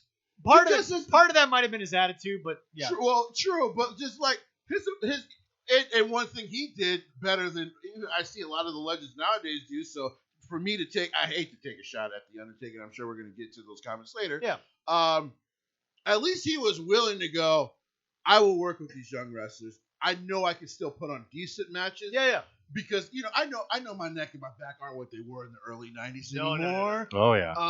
But that would have happened. The second one was better. But that would have happened just with the fact that Shawn knew his age. Forget the injuries. Yeah. Jericho's sitting here trying to convince me that he's still Y2J, and it's like, bro. No. You're 50. All that stuff is dead now. It's from a bad corporation with bad creative. That's dead now. He's the pain maker, okay? Zachary. That is actually true, because you know what? He makes me painful every time I watch him on screen. And he makes me have to take friggin' ibuprofen every time I see his face. Yeah, that's painful for me, and he's also spreading COVID. So. A lot of the NBA are in pain with that too. But just God. No. The Painmaker was great. His New Japan stuff was phenomenal. Yeah. But again, New Japan. You're never going to bully that office. Well, no. New Japan office is never going to get bullied by it. Well, here's the thing, because New Japan will always, especially for those kind of guys, they welcome them with the open arm sense of like, we will let you do your creative, but we're going to help you with it because we need you to fit with what they know of you and they gave him mold it. Look, they gave him producers. They gave him sponsors that knew what was going on. Yeah. They figured it out. But again, look, I'm not here to get in. I've had multiple rants on Chris Jericho. But folks, this is bad. Yeah, I'm so scared for Sting because in this one state, this company has bought so much of their stuff so far. And like I said, I'm the biggest offender that they get on 13 cards and some of the boards sometimes because they get killed. Those fans get killed by other fans. I'm now nervous because I'm like I said, I trust Ricky Starks. Ricky Starks has proven to me I can trust him with whatever. Like he's such a great in-ring worker that I trust Ricky Starks, and I know he's going to be a superstar as long as they keep doing what they're doing with him. Brian Cage is capable of protecting an older wrestler, but Brian Cage is also a selfish son of a bitch. So, like, that makes me nervous. Like, to me, if it was Ricky Starks in the young kid Will, I would actually feel better.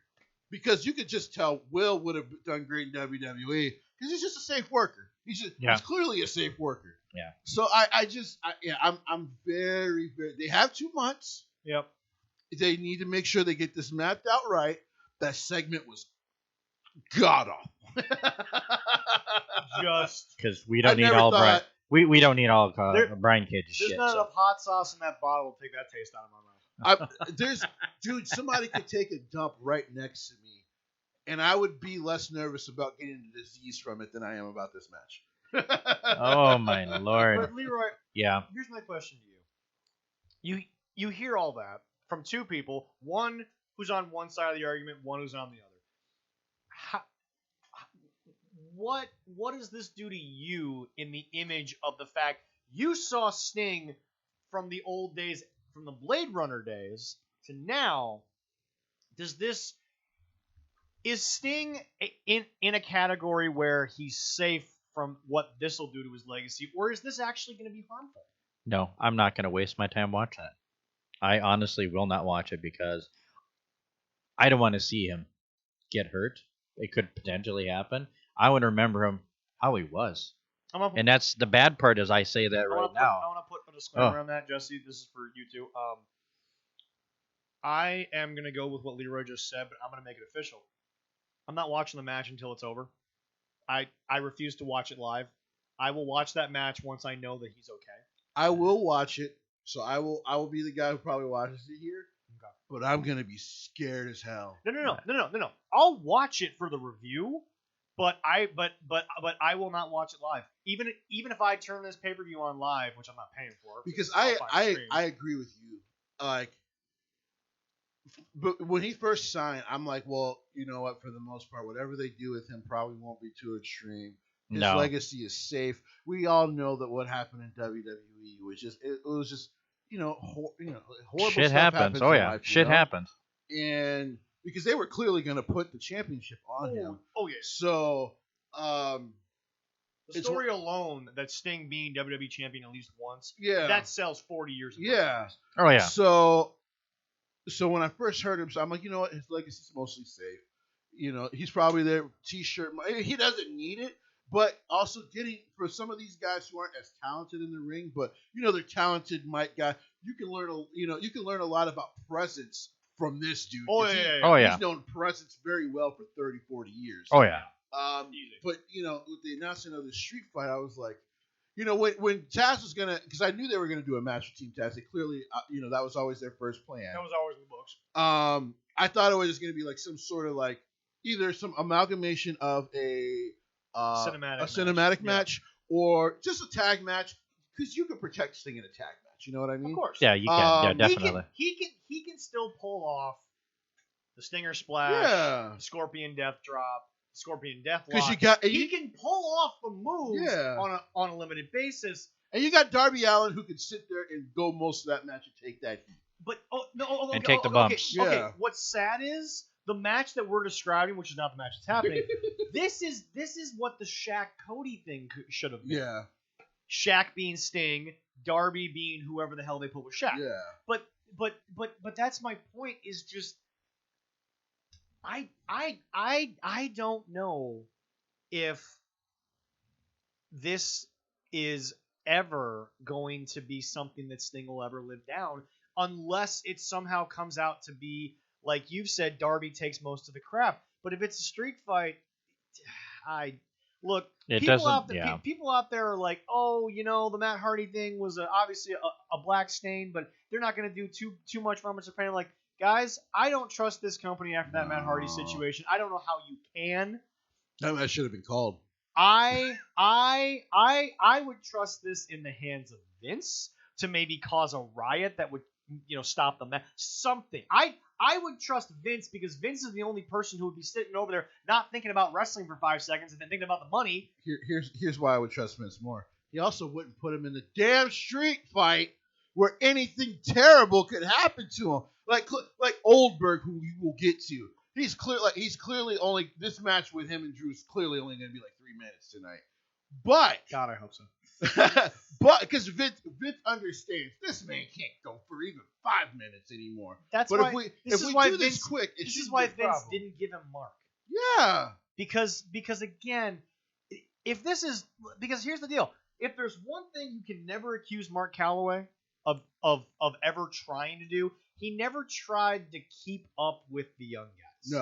No. You don't have to keep up with an AJ Styles because AJ can slow it down. Yeah. Even if they had been in ring, I think that match would have worked because AJ is the most WWE indie style type thing I've ever seen. Like his 2 worst matches here late in his career was Goldberg and the match with Roman. That was it. The Roman match was because of Taker. The Goldberg match was because just of Goldberg. But it was a simple move that he missed and hit the post. I mean, there was something that he couldn't do anything about. He got hurt. Yeah. It happened. Because I think after he lost to Brock, he had the Bray one, which was good. He let a younger Bray kind of carry the match, and it went very, very well. I actually liked the match quite a bit. Oh yeah. There was the John Cena situation. Was the John Cena, which is great because even though John's older, he's still a safe guy. He's not going to let you get hurt. It took a squash. Like, John Cena took a squash. Like, yeah, but John never cared. Well, he's making that Hollywood money now. Well, let's see. Go out there and get squashed by the Undertaker. I'd do that, man. Yeah, especially when you're probably getting paid like $2 million for the match. I'd I'll do it. He was getting paid $2 million to eat popcorn for the first half of the show. God damn, I wish I could do that. But anyway. All right. To be fair to John, though, he probably would have done that for free. He actually does like WWE. He does. But it's just, look. I'm scared. I'm nervous. I'm nervous as hell. I will not review this match until I don't see an article on the internet that says Sting injured. I might watch the highlights of it or lowlights, whatever. Like I said, I will watch it. Like on my thing, I'm actually gonna try to start doing like live reactions to pay-per-views. Okay, yeah. So I will probably do a live reaction. I'm gonna be honest to the audience that watches me. That will be the first time you ever see me during a wrestling match go, like, just keep deeply signed because I'm gonna be nervous as hell. And because a regular tag match, I would have been like, you know what, I'm cool with this. Yeah. Because definitely, take most of the heat, it would have been fine. The other issue is that I'm so scared. I actually want to know who the producer of the match is. I want to know who the agent is for the match because somebody, if it was Cody, I actually would feel good about it if I knew. Yeah. Because there's no way Cody's going to let that guy get hurt. If it was Cody, it would be nice. Hopefully. All I got to say is, if I were running that company, from the moment I found out what get my shit in meant, I would get Brian Cage the hell out of the Sting shit. Oh, yeah. Mm-hmm. I would look at him and say, Brian, I'm sorry. That's who you are. I can still use you. But that is not what's going to happen with that guy. Yeah. Not at 61. Not with a bum neck that he never got surgery on because he probably would have had to stop. Yeah. Because neck surgery is it's about 75-25 not coming back versus coming back. But it just folks. I would be like, I agree. I would be like, Brian, you're not doing this match. It will be the young Will who I've already seen on Dark so much. I know he's a safe worker, and it will be the incredible Ricky Starks who I've seen in NWA the last 3 years be one of the best, but one of the safest workers possible. So I would have trusted Walter over Brian Cage because remember, I actually just listened to the Jim Cornette review of Walter versus Ilya Dragunov for about the second or third time at this point. And Jim was and the one part that always stands out is how Jim said, look, they were throwing in shots left and right, but was there a safer match in the last 10 years than that match? No, there wasn't. They were protective of each other. Nothing was a car wreck waiting to happen. Yeah. And Walter would and the Walter splash off the top, I don't think would have broken Sting's neck. No. Walter wouldn't have thrown Sting around like he was a rag doll. It would have been a chop. It would have probably been like a. It would have been like a chop fest. Oh yeah. Maybe a couple of the body like run into the body splash. It would have basically been. It would actually look more like a fight in a wrestling match. Yeah. Than an actual. But at least Walter will protect this legend that he respects. I agree with you guys with Brian Cage. It does make me nervous. Yeah. But like I said, a part of my brain goes. I've seen him with Chavo Guerrero and Chavo had a lot of issues before he was in Impact. I'm not saying he can't do it, but the writing is on the wall that everything's working against you. Yeah. I'm sorry, it is. And unfortunately, Ricky Starks is the only guy in that match with Team Taz right now that I would trust. Now, so they've got 2 months, so they could always, like I said, there's no way. To me, there's no way because Cody to me seems like he has the overall say so. There's no way in hell. I think if Cody starts to see something that he doesn't like that doesn't get changed. So, like I said, I'm nervous, but they have 2 months to build this thing. Yep. So I'm gonna let them build this thing, and if I do see a switch out to Will, great. And I'll go to the Sting fans like you guys, like, you know what? I think it's safe to watch. Yeah. Because Will's not going to hurt this guy. No. And you damn sure know that Ricky Starks ain't going to try to hurt him. Like, yeah, Darby Allin might take some questionable bumps because he's Darby Allin. He's always done that. Yeah. But that's a Darby thing. But otherwise, but Darby's not good. Well, but Darby's not taking the bumps on Sting. He's taking the bumps on the team. Yeah. So from one legend to another, we actually mentioned him there, Mark Calloway. Undertaker had some words on the official Joe Rogan Experience. Is the Joe? Yeah. Okay. Yes. So here's the By deal. the way, before you talk about it, I gotta ask you, man. I gotta ask you, Leon. Has it been nice to kind of actually hear Mark Calloway speak about the wrestling business since he's done now? I love that he called you Leon because you look like a Leon. Oh, sorry, Leon. I'm sorry.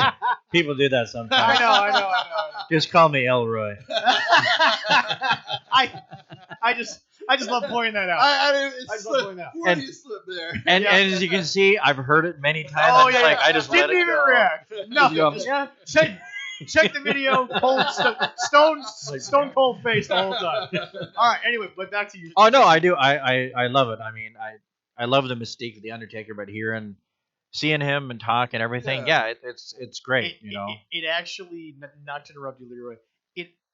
It actually bothers me because I'm like, dude, this guy, I've never felt more, and Taker's not my favorite wrestler, but I've never felt more wanting to have a 3-hour beer conversation with anyone than maybe Mark Calloway.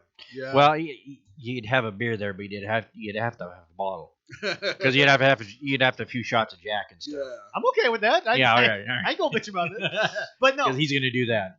But no, I mean, Leroy, I mean, have you been enjoying the last year of, I guess, the Mark Calloway press tour? Yeah, I guess kind of coming out and just like. Yeah. Oh yeah. No, I do love it. I mean, he's done. Yeah. I mean, he's not the Undertaker. He's Mark. I still think, and call me crazy because I think that show has gotten a lot of big names, most of which I didn't think they'd get. Hot Ones getting the Undertaker. That's huge. I was shocked they got that. Yeah. I was like, he's gonna do Hot Ones? Now don't get me wrong, Hot Ones has gotten a lot of celebrities where I'm like, okay, how? But I mean, okay, first of all, the Gordon Ramsay thing was a shocker to me.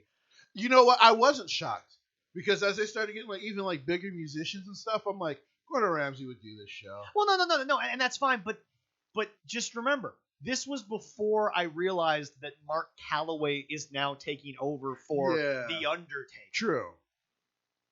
If this was... that was actually before the AJ match, wasn't it? No.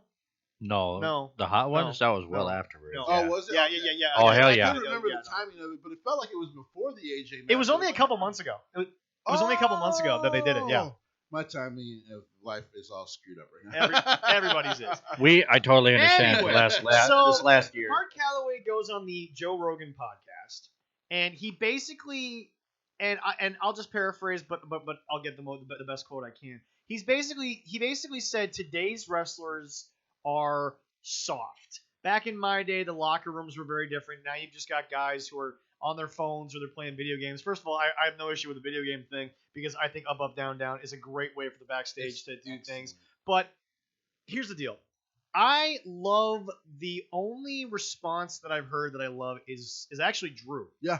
Because I think Drew has looked at it in a way of which he got the transcript, he listened to the context. I don't think Taker was trying to be as insulting as people think. As it almost, people thought it sounded. Yeah, no. But once again, this is the disconnect of texting versus a phone call. Yeah. You don't get Leroy can send me a message on Facebook saying, "Hey, when you come to the show, don't look at me, you ugly ass." Whatever. Yeah. But here's the deal. Feels that way right now. Yeah. Well, yeah. But here's the deal. I know Leroy, so I know that there's a sarcastic inflection behind it. But if it was somebody that you and I were going to go do their podcast for the first time and we didn't meet them in person, we wouldn't know what that text meant. Yeah. A phone call, you can get the, way someone's speaking. Oh, yeah. But from what I heard, I don't think it's as bad, but I also don't think he's wrong. No, so he was kind of alluding to the backstage, and like I said, this was the first interview he did where I actually disagreed with him. Mm-hmm. But like I said, when I hear some of these older wrestlers, like outside of Goldberg's punk ass comments on the bump of all shows, because I just the last 10 years have made me just deeply dislike Goldberg. Fair enough. Him and Devon, I get where they're coming from. They're, it's an old school background where, those guys were friendly, but, when I think of their comments, because their comments basically come from the fact that, the young guys don't, they don't go up to the older guys to get, wrestling knowledge. It's almost more forced in NXT because these are your trainers. Yeah. These are your, guest people. But when Alex Shelley was a guest trainer, yeah. I'm sure some of the people sat there and said, well, okay, they brought him in. I should probably go over and be nice, more so than, holy shit, that's Alex Shelley. And Alex Shelley actually knows what the hell he's talking about. And I think where Mark and Devon, I think where the disconnect really is the fact that this younger generation, I think Drew kind of brought it up a little bit in his response, is that we to us, we're such big fans. We don't want to offend you. Like we're not the generation. It's for us. It's not that we don't have respect for the older people. Yeah. But even like if we see someone more knowledgeable, we're a fan of them. You don't want to. It's basically we don't want to go and offend you. Right. Like that's kind of how we were raised, and it's not that we're soft. It's just that like it's to me for me it's more of a damn I want to talk to Mark, but I don't want to seem like an asshole. Like, hey man, can you give me some insight because I'm I really want to move up in this thing. Right. Yeah. But you don't want to seem like a douche when you do it. Now, but here's the thing. So Leroy, this is really a topic that I want to talk to you about because you, as we've mentioned, you grew up in an era where your mom didn't care about your feelings when you were. What? She cared. She cared, but when you were being a little shit, she didn't. Oh no! She kicked my ass. You came up in the era where children were not special. I came up in the era right before children became special. Although my mother always raised me with a '60s type mentality where. No, you don't get to decide what we do. I'm doing that because I'm the one that's paying for the damn thing. But because of the way I was raised, I can take criticism. Yeah. I am not going to name names, but I work with people and have worked with people where you can't talk to them in the old school idea. Leroy and I work for a company now, Quick Trip, where they want to define leaders, not managers, because manager has a bad connotation these days. It does, yeah. I do think, however... And I'm not calling anyone out by name. I do think, however, sometimes old school manager ideas make more sense because you cut through the BS. True. And this generation wants to create so much BS to get away from acknowledging what's going on. So while I don't necessarily agree with Taker that they're all soft and they can't work in the wrestling business, he's not wrong in that the generation has changed. We've talked about this 100 times on the show. We've talked about it once. This generation is about not offending people. Because, we talked about this. If this were the old territory days, nobody would say no to Nyla Rose, but they would use the transgender gimmick as a... Oh, absolutely. As some sort of selling point. All day, every day. Definitely. If this were the old days, that locker room, it's like, hey, ladies, I know you're okay with her being Nyla Rose. I will not use her former name. Her dead name. You are going to have to acknowledge in ring, this is a man beating up women. Yeah. You can't do that these days. Yeah. Now, yes, that is partially in respect to Nyla's wishes, but it's also, you can't put that on TV. Yeah. Because even ads nowadays, they will pull from you if you do stuff like that. I hate to say this. Snowflakes, LGBTQ, MAGA people. You have to not offend literally everyone on the side of an argument. So where's the entertainment value? No, okay, Nowhere. Okay, for those of you who are like, oh, so to you entertainment has to be offensive, I'm like, no. But sometimes, and actually most of the time, entertainment is not always going to be for everybody. That's why there are people, to quote Paul Heyman, wrestling is an art form. I don't care about the people who don't like it. I care about entertaining the people who like it. Yeah. Folks, not everyone's going to like wrestling. Not everyone's going to like sports. Here's the deal. I say the only sport, baseball more so because they're just pig-headed and they don't want to move on. But they really are the worst I've ever seen. I totally agree. But here's the deal. The only sport that holds on to the old school ideals and doesn't treat people... It's actually interesting that we bring this up. Because here's the deal. People in hockey hate Sidney Crosby. But they love Wayne Gretzky. Wayne Gretzky's got the numbers, Crosby's does not. But I've had this argument numerous times. I think Crosby is 100 times more talented than Gretzky because I think Gretzky came up in an era where the goaltending wasn't as good. Crosby's had to play some of the greatest goal. I actually think Crosby. It is very controversial to hockey players, and by the way, people, we live in a very hockey-centric area. Yes, we do. Oh, definitely. I've said Sidney Crosby is actually a better player, and 100%. To some that's sacrilege, but I actually think he. But here's the deal. Different sides of the argument. Yeah. In the NBA, don't offend your superstar because they'll want out, and then your team's meaningless. Yeah. A la Houston. Well, although James Harden has his own issue. Yeah, his own issues going on. But here's the deal. Definitely. Here's the deal. In hockey, Sidney is hated because, and again, this is me kind of defending Sidney, even though I am an old school hockey fan. Sidney is an NBA personality in a hockey player. Yeah. He wants to be treated like a superstar. He wants to be given the reins like a superstar. And to be fair to him, the numbers bear out that he is a superstar. Oh, no. You don't win 3 Stanley Cups without being great. I'm not taking away from Sidney's career. But the thing about it is that Sidney has always come off as a bit of a crybaby in terms of hockey terms. Yeah. Hockey fans want their superstars to be like Ovechkin. Yeah. Ovechkin takes his teeth out, he hands them to the assistant coach, goes back in. Crosby's, yes, he's had the concussions, which are serious, but Crosby's been nicked, and then he's pulled himself out of the game and won't play the rest of the period. But hockey is the sport where we want Crosby to be more like Ovechkin, but that's not his personality. Yeah. So while I vehemently don't like Sidney Crosby because I'm such a hockey fan, I get where Sidney's coming from. Yeah. But hockey is not designed to cater to the stars. No. Hockey's the only sport in the world, honestly, outside of those Pistons teams in like 03, 04. A scrappy team can win a cup, and the whole world is on their side. Yeah. But that's hockey. Yeah. We love scrappy. We love the old enforcer days. But again, it evolved. Things are different now. But we still love talented hockey players that they act like hockey players. Yeah. They're hockey players, okay? Yeah. We want them to act like hockey players. I keep repeating that because the NBA is the complete opposite. LeBron James has a little diva in him, but he deserves that, being at worst the second greatest player of all time. It's definitely the best, but that's a different debate for a different show. Oh, I'm more on your side. Save that for when I'm on Jay's take. You better have fun with that. You bet.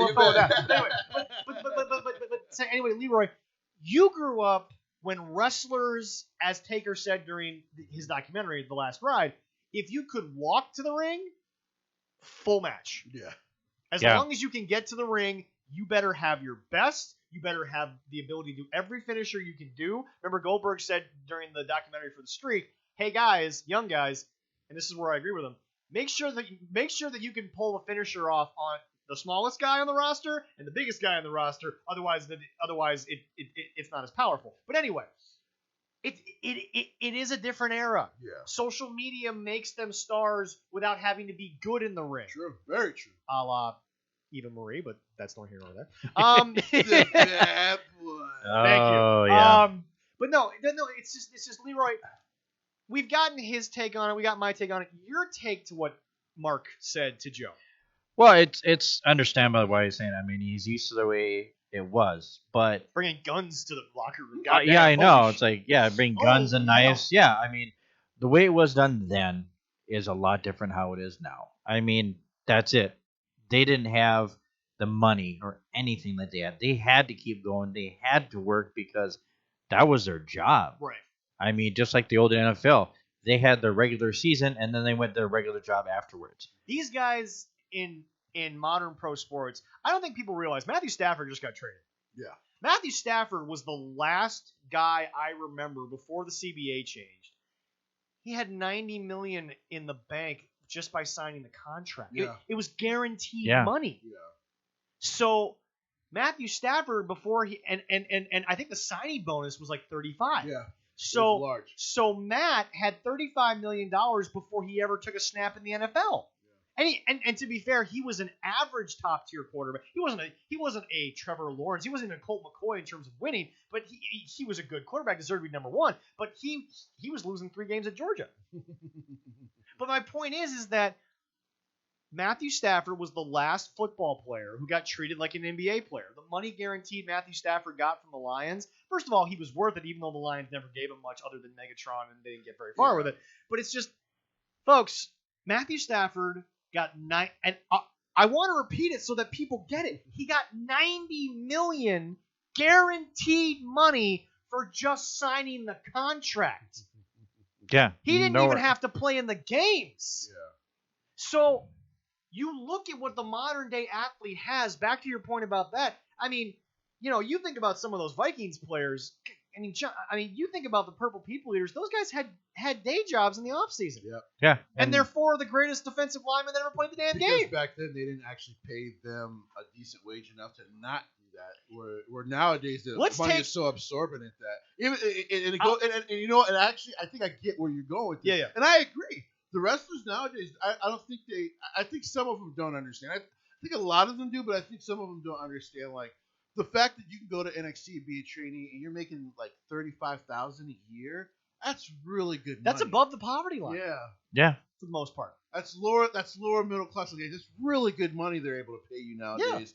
Yeah. Off of the backs of guys, to be fair, that Vince probably should have paid more back in the late 80s and 90s. There's no doubt about Vince that. is not the only guy that cut pay. Well, no. Those guys never got the paid. Turners, like, it goes on and on. Oh, the guys yeah. who didn't Well, pay it's the big names made money. I mean, Cornette talked about that. I mean, he saw Ric Flair's check.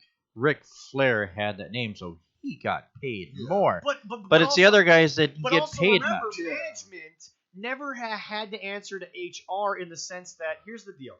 Payment equality, I get it. You and I, Leroy, you and I both make similar amounts of money because we work for the same company, and we're guaranteed that because on paper, you and I have the same job title. You've been there longer, you make a little more, but our job title is the same, so my salary has to be similar to you because of the job title. But back then, wrestler, some local kid who's on the top of the card isn't going to go to the promoter and say, I should make Ric Flair money, because the promoter would say, okay, here's the deal. I'll pay you what I get paid tonight, and tomorrow, I'll just never work with you again. That's about it. But the thing is that back then, those guys, if they did it, they were stupid. If they didn't do it, it's because they knew, and they accepted the fact that I need to be Ric Flair to make Ric Flair money. Exactly. Nowadays, I'm not calling anybody out. Nowadays, I hate to say it, you would have a guy like a Cage, and not specifically Brian Cage. You would have a guy like Cage go up and say, well, I'm big, I'm strong, I got my shit in. Well, why is my paycheck so much smaller than Ric Flair? And I would sit there and say, you think you're Ric Flair? What? No. Hold on. I just got 45 suburban housewives to leave their home to watch him. You know who watched you? The dudes who showed up before the beer opened. Tell me I'm wrong. No, you're not. So the bodybuilder guys are walking around like this. They're like, yeah. So the disrespect, I don't want to say is what we're talking about. Yeah. What we're talking about is just, look, I accept criticism because my mother forced it on me. I don't have a problem with what my mom did because my mom had to make her living. See, here's the deal.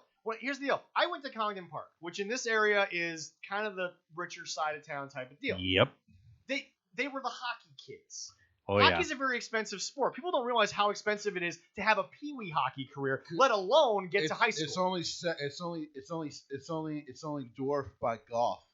Literally, like pretty much. Yeah, Exactly. As far as Yeah, no, he's 100% right. But here's the deal: my mom was not like other parents. My friends in middle school, and we're talking what 6 to 9 years old at this point. Yeah. They would talk about, hey, I went home and mom had a grilled cheese and like soup for me, and I'm like, oh yeah, I went home and I heated up a couple of pieces of cold bacon because my mom worked full time from the moment that she put me in daycare at I believe 6 weeks. My mom worked full time. Same with my brother. 6 weeks, daycare. My mom wasn't, and again, I am not calling out modern day young mothers. My mom got 6 weeks of maternity leave, and she accepted that. She went right back to work. Yeah. Nowadays, we're fighting, and while I'm agreeing for the argument of longer maternity, Seth and Becky are the prime example. Why is Seth being rushed back? The kid's not even a month old. Yeah. Guys, it's always been like that. Vince is not the worst promoter in the world to tell one of his top guys, hey, your kid's born, you had a couple of weeks with him. I apologize. Yeah. Now get your ass back in the ring. That's a boss asking his employee to do their job. So thank God he's smart enough when, actually, I don't actually have a lot for Seth right now, so maybe I shouldn't bring him back. Fair. But no. True. But no, Leroy, your mom grew up in an era where it was even worse. And by the way, your mother grew up in an era where after she had you and your siblings, the boss, if she said, I need an extra week, would have just canned her. Yeah, she should have. Yeah, well, at that time, she wasn't working. Right, yeah. So it was just a one, and well, but at that time you could get away with it. My dad was the only one working. Well, but what I'm saying is that your dad did well enough for that to happen. But my point is that let's say your mom did have a job. If she would have asked for that extra week, your mom wouldn't have gone back to work. They would have just found someone else who didn't have a kid at home. Yep. Oh yeah. And bosses could get away with that because there wasn't an HR department. And I'm not saying HR is bad. HR is very good. There weren't like federal laws and state laws in place to protect. Yeah, exactly. Parents, but it's just, folks. We live in an era where I hate to say it, and you know what? I'm going to say it definitively at the end of the day. You are in a softer generation. That is not disputable. That is not hyperbole. That is not some bad take on things. It's just the truth.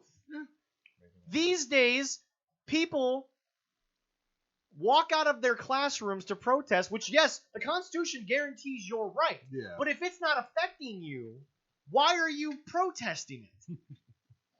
Jesse, you obviously know this, having grown up as a young black man. Yeah. It's not that you don't want young white people to care about civil rights issues, but if it's a kid in the middle of middle America, you're not going to sit up there and ask him to walk out of his classroom and protest what's happening in your life because you don't know this guy. No.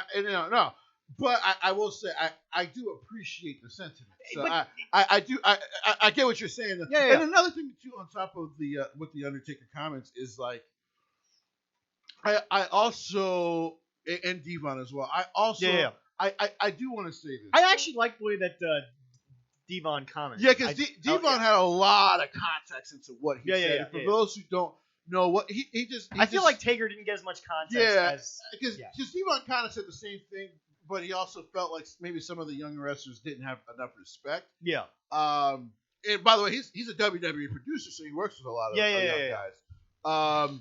And by the way, his two sons are doing very nice work on AEW Dark. Maybe they should get the hell out of the company and go work with their father. But I digress. You take the work where you can get it these days. I guess. It just is what it is. Yeah. That's about it. Yeah. Right. I understand. But I also do believe, and this is not a shot at your generation, Leo. I just like to call Leo for sure. If you do, I'm going to hit you. He's holding a knife carving a kiwi. You might want to be careful. I want to stab. I'm just going to kick him in the nuts. Okay, all right. Well, I say I've been stabbed by taller men. I so midgets, got it. I might kick him in the nuts now. But I do want to say that, like, to Mark and to Devon, I also think it's a bit better, and here's what I mean. Okay. You don't have to worry about a guy trying to shoot you. Fair. Because you disagree with them. Like, the stories that they tell guys, like, bringing knives to the backstage, I'm like, well, that just feels deeply unsafe to go to work. Slightly. What have you seen the Bruiser Brody? Well, he literally tried to kill a guy in the ring he disagreed with. Yeah. You know, but did you see the Dark Side Bruiser Brody? Yeah. That shit happened. Yep.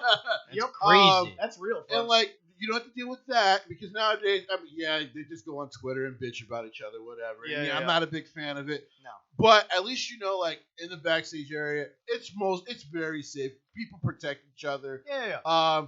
You know, you could tell like the backstage locker room guys. Like Roman Reigns don't allow those guys to fight each other all the time. I also don't hate the breaking of kayfabe and them joining together to play video games, to do camaraderie things. I don't personally hate on it. And I've always said, because I know people, I know like Jim Cornette hates that he's like kayfabe is dead, but I'm like, it's not the worst thing because it's a generation that has to find a way to get younger people now and keep this going. My biggest problem with the Bucks being part of this new generation is my biggest issue is that I just think they've done it more for a small portion of their people. You literally just said the opposite of what I believe the Bucks to be doing, which is you got to get younger people to watch.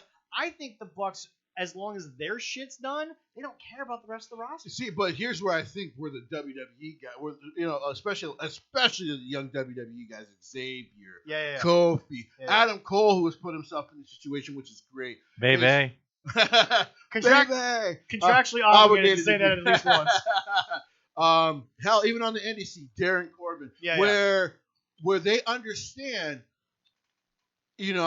I have to build a brand outside of what I do in the ring because if I myself am a very attractable brand, even if I'm not with a company like WWE or something like that, I can make a living for myself because now you got younger people like the Ginger Snap shirt that Leo is wearing right now. A young person would love to wear that shirt. Exactly. It's very well designed. Yeah. Like, so I give these guys a lot of credit for understanding. I have to interact not just with wrestling fans, but I have to find a way to get non-wrestling fans to go like, man, I do like the merchandise though, so I do support this person. You know what I mean? So my kids love this shirt. Yeah. My ex-wife hates it. Great. And that's why she's your ex. Like, I know. That's why I love the shirt even more. And now, from a segment that I loved, we had some great conversation. From a segment in which there are people on both ends of the argument spectrum, to comments made by someone in which we all agree is an idiot. Ladies and gentlemen, Ryback, formerly Ryan Reeves, actually changed his name to Ryback.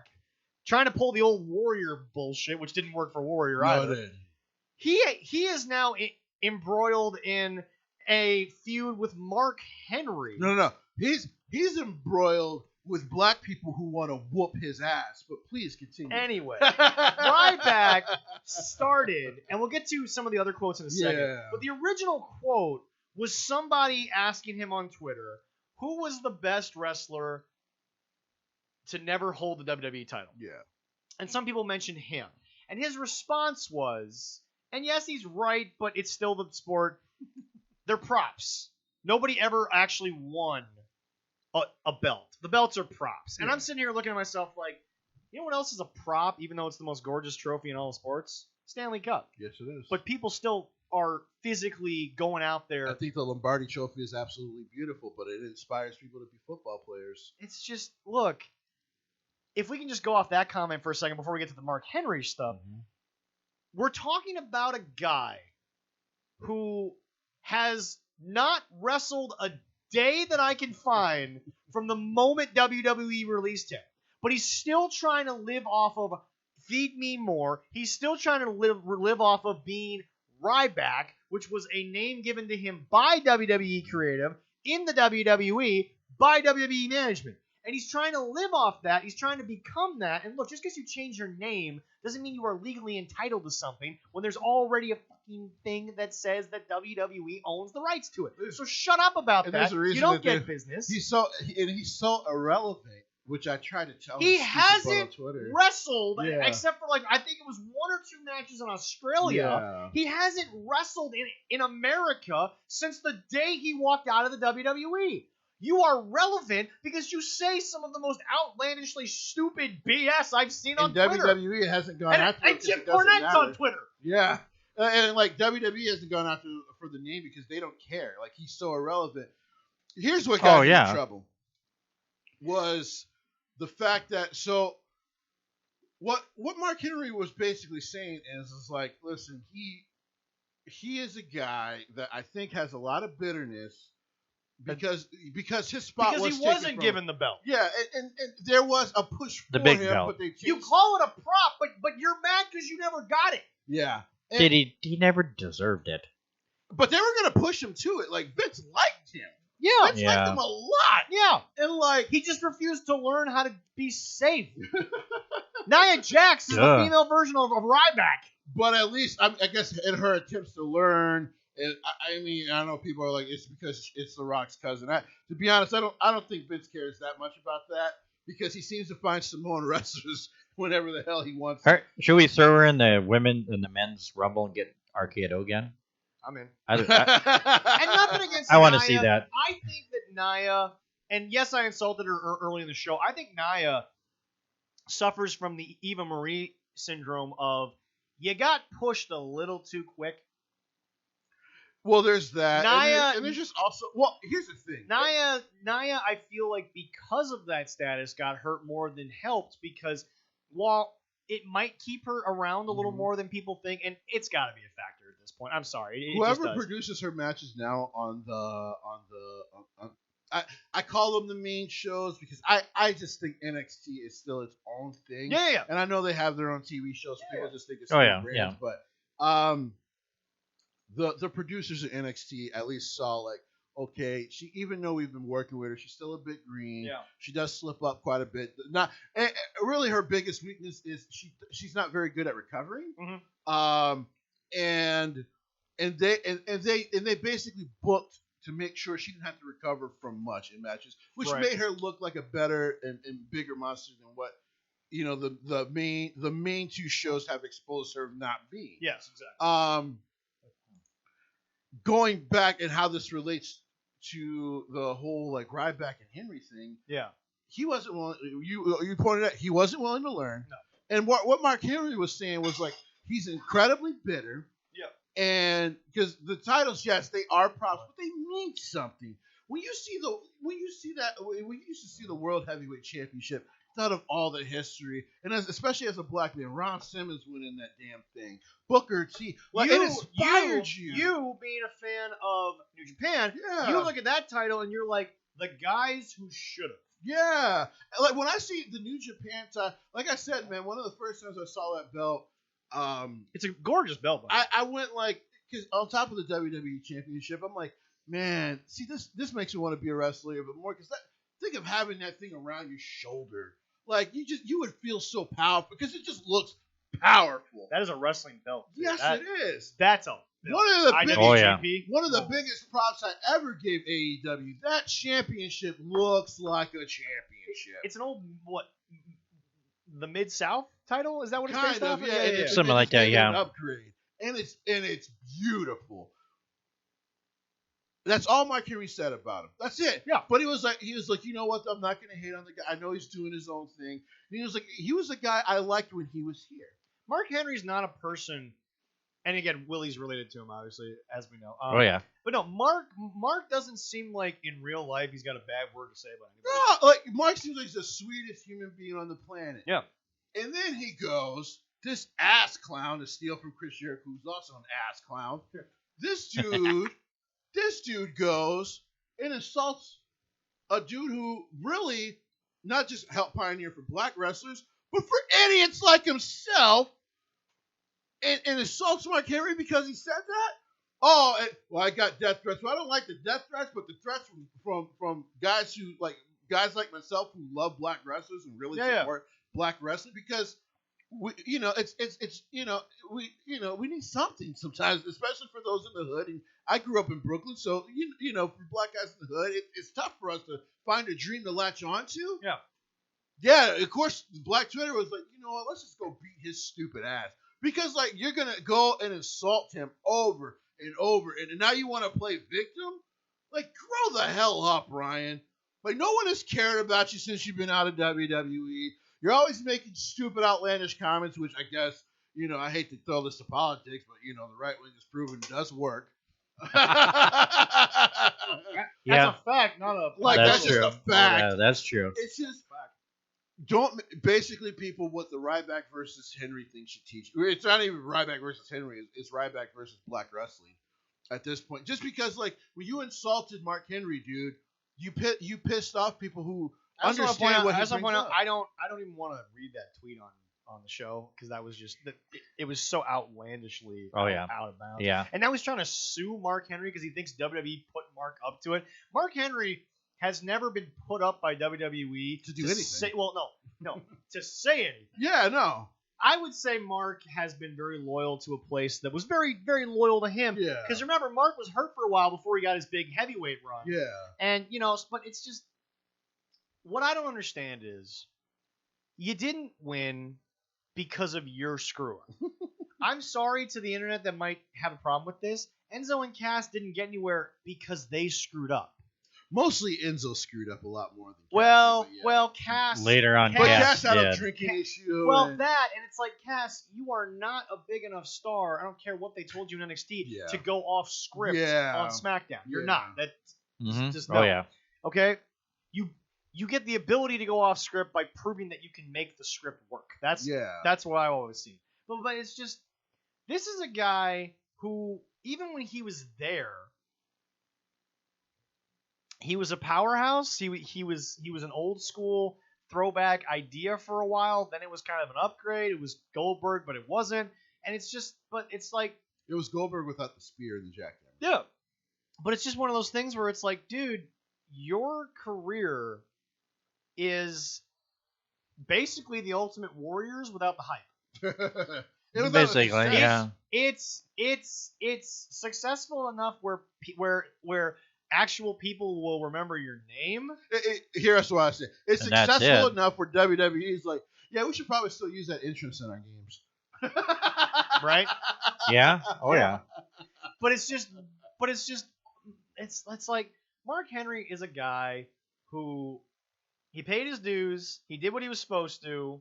He was a company guy. He got rewarded for it. And this bullshit that people are like, oh, they never gave Mark or Booker the WWE title. They were holding down the black guy. You're holding the same belt that Dusty Rhodes, Ric Flair, I could go on held. Yeah. I've always said that's an insult? The only criticism WWE deserves as far as Booker T was concerned is that by the time, and I love the King Booker gimmick, but by the time they finally put a belt back on him, you had hurt his booking some. But that was it. Well, and then outside of the fact that Paul Levesque still needs to publicly apologize for the "you people" comment. That was horrible. He shouldn't have went off script. I don't know. So people don't remember WWE New York, which, by the way, I don't know how Vince you failed having your own store in Times Square. Yeah. Yeah, you should mark that down as an XFL of shit I should never try again. Right. Yeah. Well, The Rock owns it now, so we'll see how it goes. Yeah. So there was a promo where Booker T and Triple H and Ric Flair were at WWE New York. I think this was back in 2001. Yeah. And one of the things he kept saying was, "you people." But he would not clarify that. He wasn't talking about him like being black. He was just talking about him being like, from a poor background. Yeah. But because he never clarified because he was trying to stay in heel character. Yeah. That the more he did it, the more racist it fucking sounded. But again, oh yeah. But again, back to our point with Taker, you can get away with that in 2001. In 2001, you could get away with it. But now that he's working with black wrestlers, and some of them have said, like, listen, because like I said, I'm over it too. But it was just like, man, you probably should have like clarified even at this point. Like, fair enough. I should have apologized for that at some point. But I think that falls under the category of things that you should look back on and apologize for versus things that are clearly not. Leroy, Leroy. I really didn't want to talk about this, but Jesse, I'll bring it. So this past week, I'm at work, right? Mm-hmm. Gentleman of African American descent comes in. And he wants us to take money off of his credit card, which, if you make a purchase, of course you can. Yeah. But he was frustrated that we couldn't just take the money off. Oh, he was trying to do like a withdrawal. Yeah, but from us, not the ATM. Now I'm Say- now I don't know his name. Get a banana for 15 cents. Hold We'll on, give you a banana. hold on. No, stop. I said to him, the cheapest thing in here to do that with would be a banana. He immediately jumped to me calling him a monkey.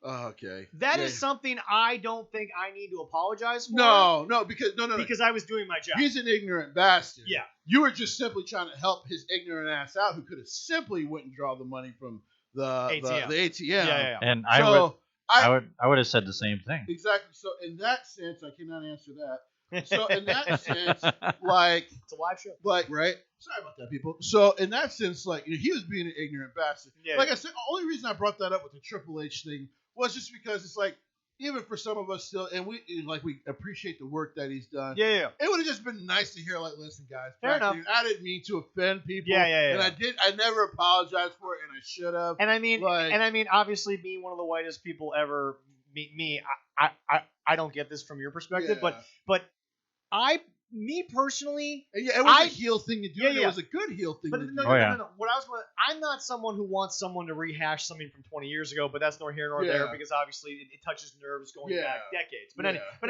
anyway, back to my point here is Ryback is and honestly, this is where I want to put an end to it unless Mark Henry gets this. Dude, Mark Henry has said nothing else about the guy. No, here's the deal. You have nothing to sue for. No.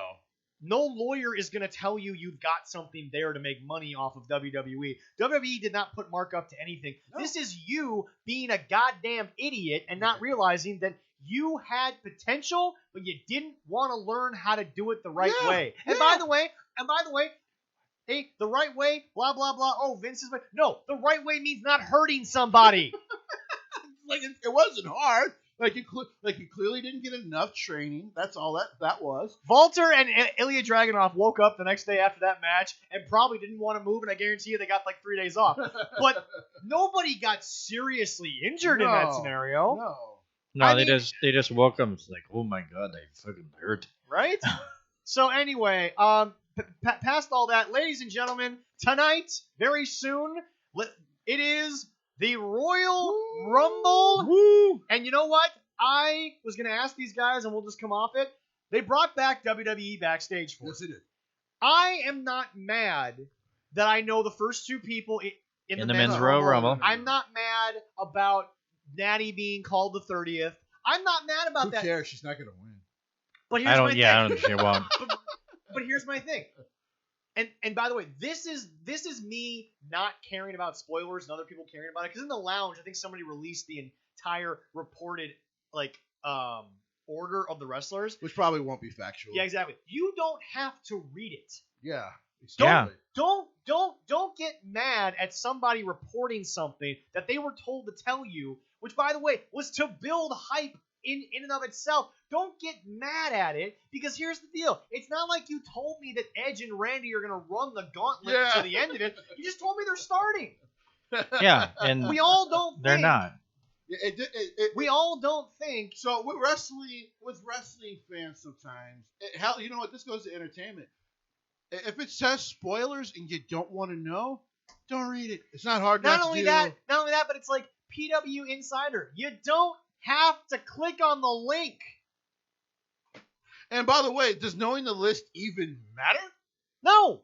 Because this is the first year in a long time where you really don't know who's winning either Royal Rumble. In the past you can kind of guess who the favorites might be. Leroy.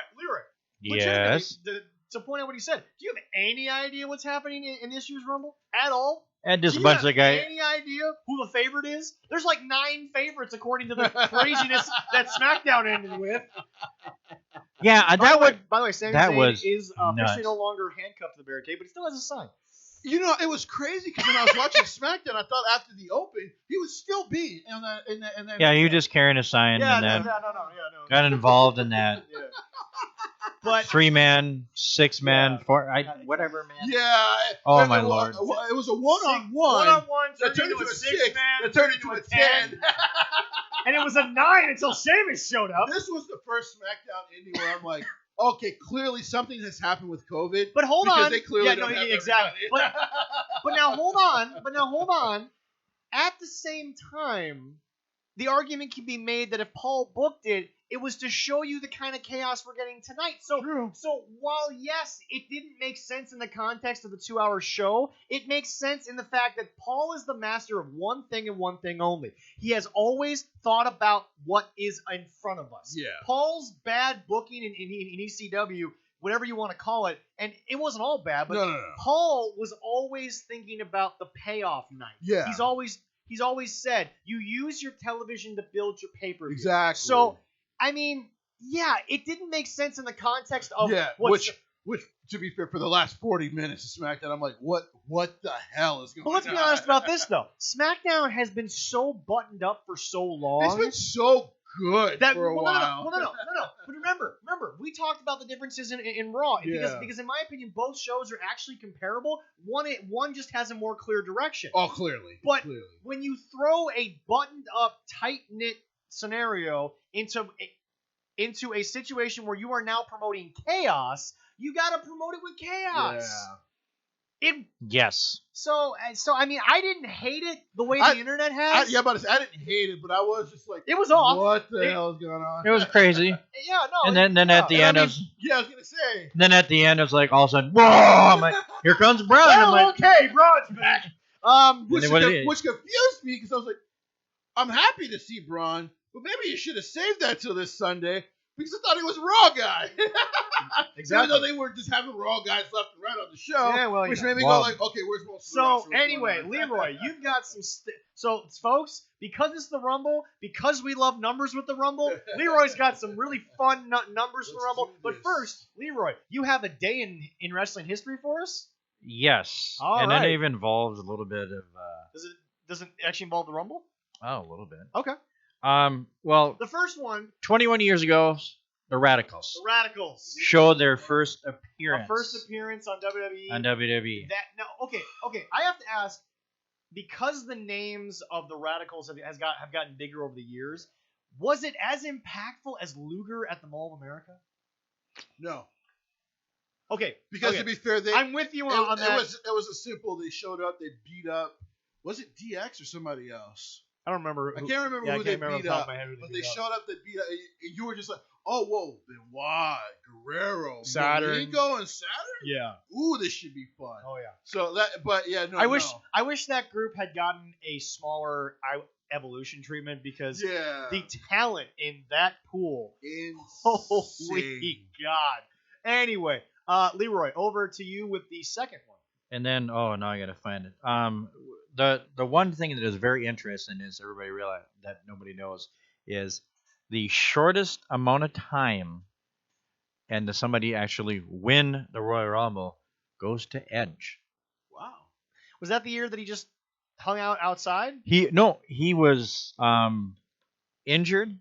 And the one where he first returned when he was. Oh yeah. Okay. He was gone for about 6 months and then he came. Was he the 30th in that one? No, he was 27th. Okay. But he was in there for not a lot of period of time, and he won. I mean, it hasn't. The only time that somebody's done that as good has been like John Cena when he came back. Right, number 30. Yeah. So we'll go.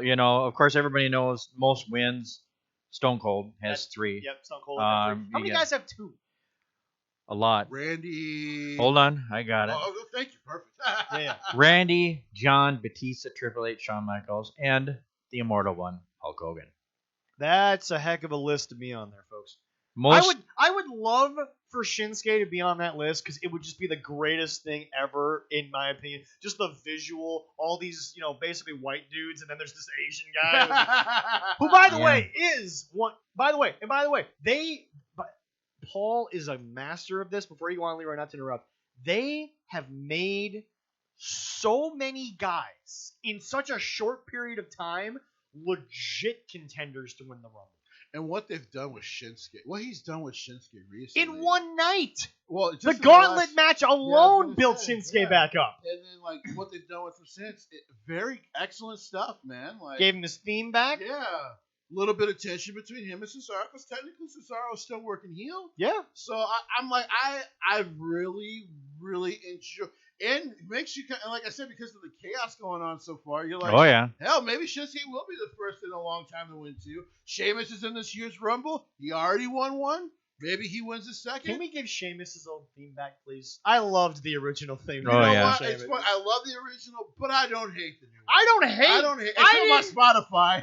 I didn't hate Shinsuke's heel one. No. But the Rising Sun thing it brings back. First of all, I want to. Even though the meme that came out of it about him because he was hitting AJ in the nuts so much. Yeah. Perfect internet. Ladies and gentlemen, okay, I'm going to say something that might make Jesse really angry here. Uh-oh. So, Nakamura's most famous entrance in Japan was with the strippers. In that moment, he was easily the most swag human being on the planet. I don't disagree. But I would say, just because of the crowd and the hype, his original entrance at NXT, I think that's better than the one at Wrestle Kingdom. No, actually, I actually agree. In that moment, Shinsuke Nakamura was the man on this planet. I don't care what you thought you were doing in that minute entrance. Yeah. Shinsuke was a god among men in that entrance because that was a greatest hits of Shinsuke Nakamura and in a 1 minute walk. And plus the fact so that, good. It was real. And then the match, real that he was in WWE. And then the match preceding it was obviously the match of the year, in my opinion. But just the fact that not only was he allowed to be in WWE, because obviously there's issues with certain Japanese wrestlers coming over just because of a language barrier thing. Yeah. I'm not saying Vince has a gate against Japanese wrestlers. It's just the language thing sometimes can be a problem. Yeah, but anyway, the fact that he was allowed to be himself on that walk, in that moment he wasn't the artist formerly known as Shinsuke. He was the king of strong style. Yeah. End of quote. Oh yeah. All right, so Leroy, you got a few more things for us. Oh yeah. Big thing with numbers in the Rumble because I mean I love the Rumble numbers. They're always so much fun. Here's a fun one. Yep. 4. This is like most times Royal Rumble runner-ups. The last one, that didn't win, but we don't talk about the fact that there have been a lot of bridesmaids. Oh yeah, that have had multiple moments of bridesmaids. 2 of the biggest ones had 4. Okay. Roman Reigns and Big Show. Big Show makes sense because Big Show's entire career has been, even though he's been more thought of in terms of athletic than Andre, I feel like Andre accomplished everything. Show just there. But Roman is not a shock. No. Because people don't. Watching the last, and my memory goes, dude, he's been in the last 2. I think the last 4 or 5 Rumbles. And 14, 17, 18, and 2020. Here's the only thing. He won't be in this year, so don't worry about that. No. Here is my only disappointment in this year's Rumble, and it's something that I don't know if I'll ever get over, because I hope they keep this going for at least one more year, but I think it's going to happen. Or I don't think it's going to happen. The Tribal Chief gimmick in the Rumble would have been awesome. Oh my God. I want it so badly, but I also love that he's the champion, so I'm looking at myself like, okay, I guess I have to take what I get at this point. He's not going to be in the Rumble this year. That's guaranteed. And the person that come in that picked number 27th has been the luckiest so far. How many winners at 27? 4. Wow. Out of how many total Rumbles? I don't know how many total Rumbles, but I think we're at like 28, 30. Quite a few. So the first one was in 92, right? 91. 90. No. Well, what year did Duggan win the first one, Leroy? Because there's been a Rumble every year. Yeah. What was the first one? There's been 30 or 29. There have been 20 winners. What? No. Oh, wait, okay, but no. What year did Duggan win? What year did Duggan win? That's all I need to know. What year did Jim Duggan win the first Royal Rumble? That's all we need. 98 or 1988. 88. Okay, so because they had the one in 88. So 12 goes to 2000. This is the 2021. 12 and 21. It's been going since 88. So has it been every year since 88, or was it every year since 92? This is like the 33rd or the 34th.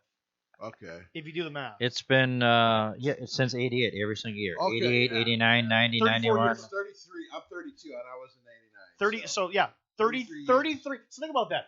33 Rumbles. one spot 4 times. That's. Whew. I said there's a handful of people that have won it multiple times. Yeah. How many people have won it from the first spot? 3. I believe only 3. Okay. Ray Mysterio. No, Shawn Michaels. Shawn Michaels. Shawn Michaels. Ray was number 2. He was number 2. So Shawn Michaels. Wasn't Triple H won that year? Wasn't Triple H number 1 because no. The 2 years he won, he was in the 20s. Okay, yeah, the late 20s. Yeah. Okay, so no. I'm talking about Triple H winning. Wasn't Triple H number 1 that year when Ray won the whole thing? Because I remember Ray and Hunter were in there forever. I think it was. I think Triple H was. Yeah, no, I think Triple H was number 1. But anyway, Leroy, what else you got for us? Oh, and this is the one that everybody loves. Here's a record of number of elimination in a row just happened last year.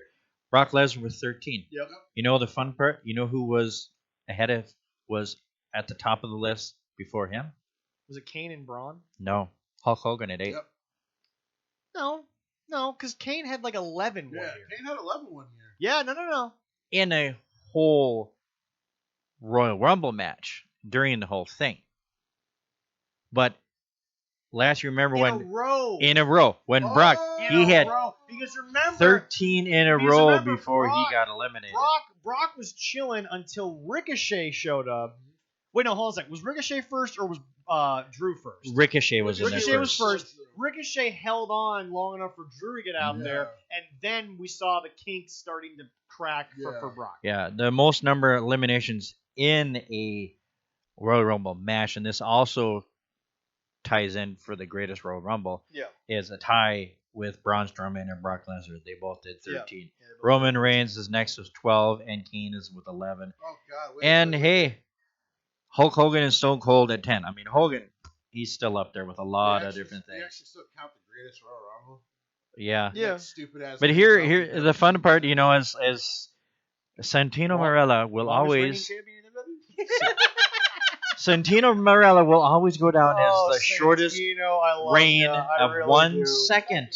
He got in, he got out. Wasn't it 0.01 seconds for him? No, they have 1 second. Oh, really? I thought it was 0.0. Because no. He beat the Bushwhacker record because the Bushwhacker came in. Was it Bushwhacker Luke? No, he beat. There was a record. It was in 2000. Before that, it was the Warlord at 2 seconds in 1989. Right. Okay. Yeah. He beat him out. Sheamus was also hit that in 2018. Yep. And No Way Jose 2019 was 2 seconds. Yeah.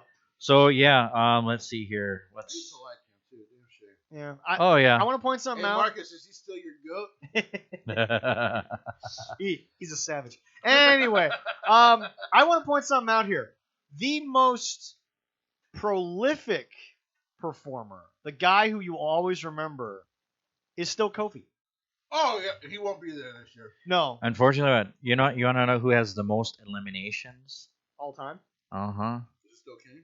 As of 2020. It's probably still Kane. Isaac, Yankum, DDS, and Kane. Yep. 44. Yeah. The Undertaker and Shawn Michaels are next to it. 40. I want. See, that's the thing. I want. Wow. Taker. Sean has 40. Yes. Wow. And all the Sean was in a lot of them. All of them. Yeah, Sean was in a lot of them. And here's the funny part. Here's the thing though. When you think about it though, comparatively, Kane has not been in as many. How many Rumbles does Kane have versus Sean? I think Kane has 19. Yeah. Huh? Kane has 19. 19 Rumble appearances. Sean has 12. Well, hold on a second. That means that Ziggler is gonna. Ziggler is tied now. 13. Yeah. Ziggler's got 13. This will be number 14. Hey Ziggler, you finally passed Sean on something. Yeah, right. And here's another kind of funny one. All right. And we can be done with this one after this. All right. The number of wrestlers involved in eliminating a single wrestler. Yeah. This happened, same person, in 2007 and 1994. In 2007, it took 8 people, and in 1994, it took 7. Okay. Mabel. I was just going to say. Yep. Next, Rikishi had to do 6. Yep. 2007, that was the year he friggin' dry. But it's funny. Yeah.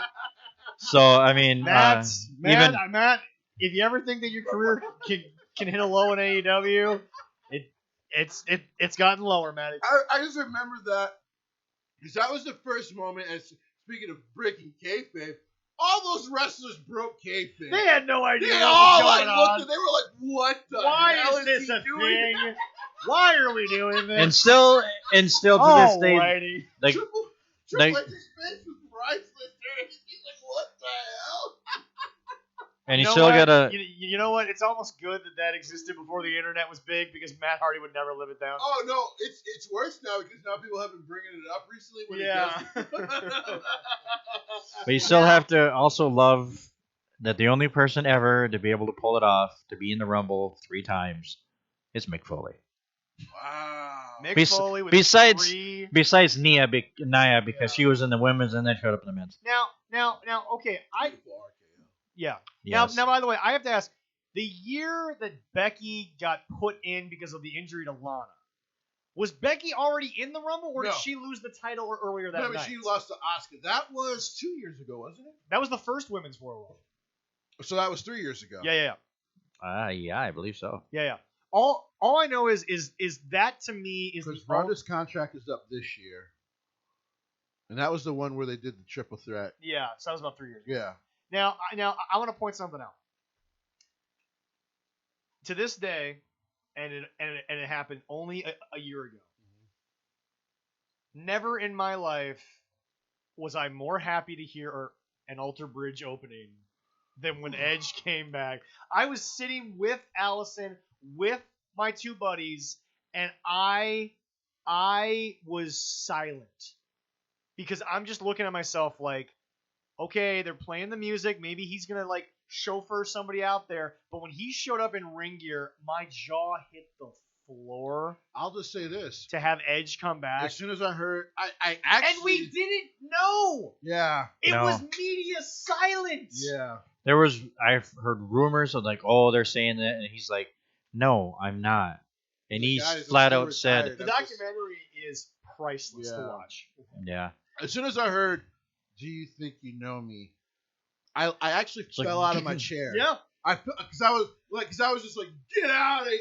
I couldn't believe it, and I knew he had been training because he was like, "Listen, I might be able to do some small stuff on this podcast." Yeah. But he was talking about just doing some live events for WWE. Yeah, exactly. And so when I saw that, I actually, because remember, he comes out and he's jumping around, he starts to tear up. I cried like a little baby. I did. Yep. Nope. Did the same Because thing. when I saw him tear up, that was the first time. People, I don't like Arizona. That was the first time I wanted to be in Arizona. Actually, I was in Houston. Yeah, it was in Houston. But yeah, I was just like, I wish I would have been Oh, there. Can we talk about that moment for another minute? Because like the goosebumps, the fact that it was in an era where people could live videotape themselves with their phones, the reactions of people, You seen that video of that guy that was doing that? Yeah. He lost his shit. When he was like, oh my "Ooh." god. I could Oh, yeah. not. And I think I gotta be honest with you. That match ended. All I was talking about was the fact that if we had a show, the Sunday show after the Rumble, I would have texted you, Jesse, and said, if you're not at this show, you're banned for like a month because damn. my God. To me, it's the best return in a Rumble. I know people pick Diesel, but I've never been a big fan of Kevin Nash, so I didn't care. But to me, Diesel's was big, and so was Booker's, but that was because Matt Stryker marked out. Yeah. But for me, congrats to our boy D'Lo and Matt Stryker, by the way, for being the new commentary team. Yeah. For Impact. I always said Matt deserved Matt and Todd Grisham are an underrated announcing team in the history of WWE. They both deserved a shot. So they were good together. To me, the only one that ever will dwarf Edge for me, is John Cena, because he literally was not supposed to be back. Right. People, if you don't remember, like he had surgery like 4 months before that Rumble. He wasn't supposed to be back until after Mania. Right, exactly. Like that was the doctor's timetable that they released on their site. Yep. So when he came back, and I think my brother was actually there. Yeah. Dude, he was like, dude, I lost my cool. Mm-hmm. Because he was like, the dude wasn't supposed to be back. Because that was still at a time when the Cena hate hadn't seeped into his not even character hadn't even yet. started yet. So it said, and it falls into the two people that have come back from an injury. Yeah. And within a small period of time, John Cena and Edge. And also dwarfs the one you were just talking about with Edge, where he came out at 27. Yeah. Because I also want to point out, to me, still the greatest performance is 92, because the amount of Hall of Famers in there, they were all still at a point where they could go. You got Ric Flair to finally get the belt that I think people sat there and said for years, that's the belt Rick needs to get. Yeah. I don't think Rick ever got the WWE title because he held it twice on two separate occasions. I don't think the way that it was booked that he got it as a lifetime achievement thing. I think Rick actually earned those things. Yeah. Oh, yeah. Hard to believe. Especially in a Royal Rumble. By the way, proof that Rick was always Rick is Ric Flair looked the same the day he walked into the 92 Rumble as the day he walked into the Cow Palace, as the day he walked into to all those places. Ric Flair looks virtually the same now as he did when he came in 92. He was only 40-something. Yeah. He was still the nature boy. Oh, yeah. When he walked in 92. And the fact of the matter was just the amount of Hall of Famers, guys that were over because of themselves, guys who were just good at what they did, they sold it well. That is a prime. If you want a Royal Rumble that's going to make you pop, 92. Question. Yep. Who you got tonight? Because to me, it's the best. To me, this is the most. This could be the best one. Female side. I have literally no idea. Men's side, I have literally no idea. And you know what? This might sound like a cop out. I'm not going to make a prediction for each one because I legitimately just want to keep. I don't want to have to root for anyone, male or female. I just want to sit back and enjoy the damn thing. What about you, Al? I'm about the same way. I mean, there's no one person on either women's or men's that I could root for. I mean, Bianca Belair is a great pick for that, but because that plus what they were just. I have a question. What they're doing with Bayley, they don't need to. On top of what Leroy said.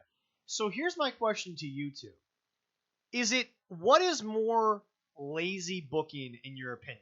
And let me finish the question before you both answer. In your opinion, is it lazier to move Rhea Ripley to the main roster by having her win the Rumble, or is it lazier to just have her appear on Raw or SmackDown? Because here's the deal. If you actually think about it, it is kind of lazy booking to just make Rhea the winner of the Royal Rumble, even though she's had no build-up to the Rumble. Putting her in the Rumble is a great opportunity because she's dead on NXT after that last woman standing match. We all know that. She's done in NXT. But is it in your opinion lazy booking that we explain that she's on another show because she just won the Rumble? Is that lazier booking than just she pops up on Raw or SmackDown? Here's my personally, I want her on SmackDown because I think she'll make that division head shoulders better. Actually, that's part of me thinks that's why she needs to be on Raw, but then Charlotte's there, and Asuka. I think here's my honest opinion about if she is in the Rumble tonight or not. But answer the question first. What's lazier booking in your opinion? Just giving her the Rumble victory, and that explains why she's on the main roster, or just having her show up? No. Her being in the Rumble will be great. Lazy. Actually, her being in the Rumble will be great, but I also don't think she would win. Okay. Her just showing up on Raw tomorrow night actually would genuinely piss me off. Okay. Because and maybe that's why you're right. Maybe she should go to SmackDown first. Because we just saw what happened with her and Charlotte last year. Yeah. And now the feud was great, but and I would love to see it again, just not now, because the memories of last year are still too fresh in my mind. That's fair.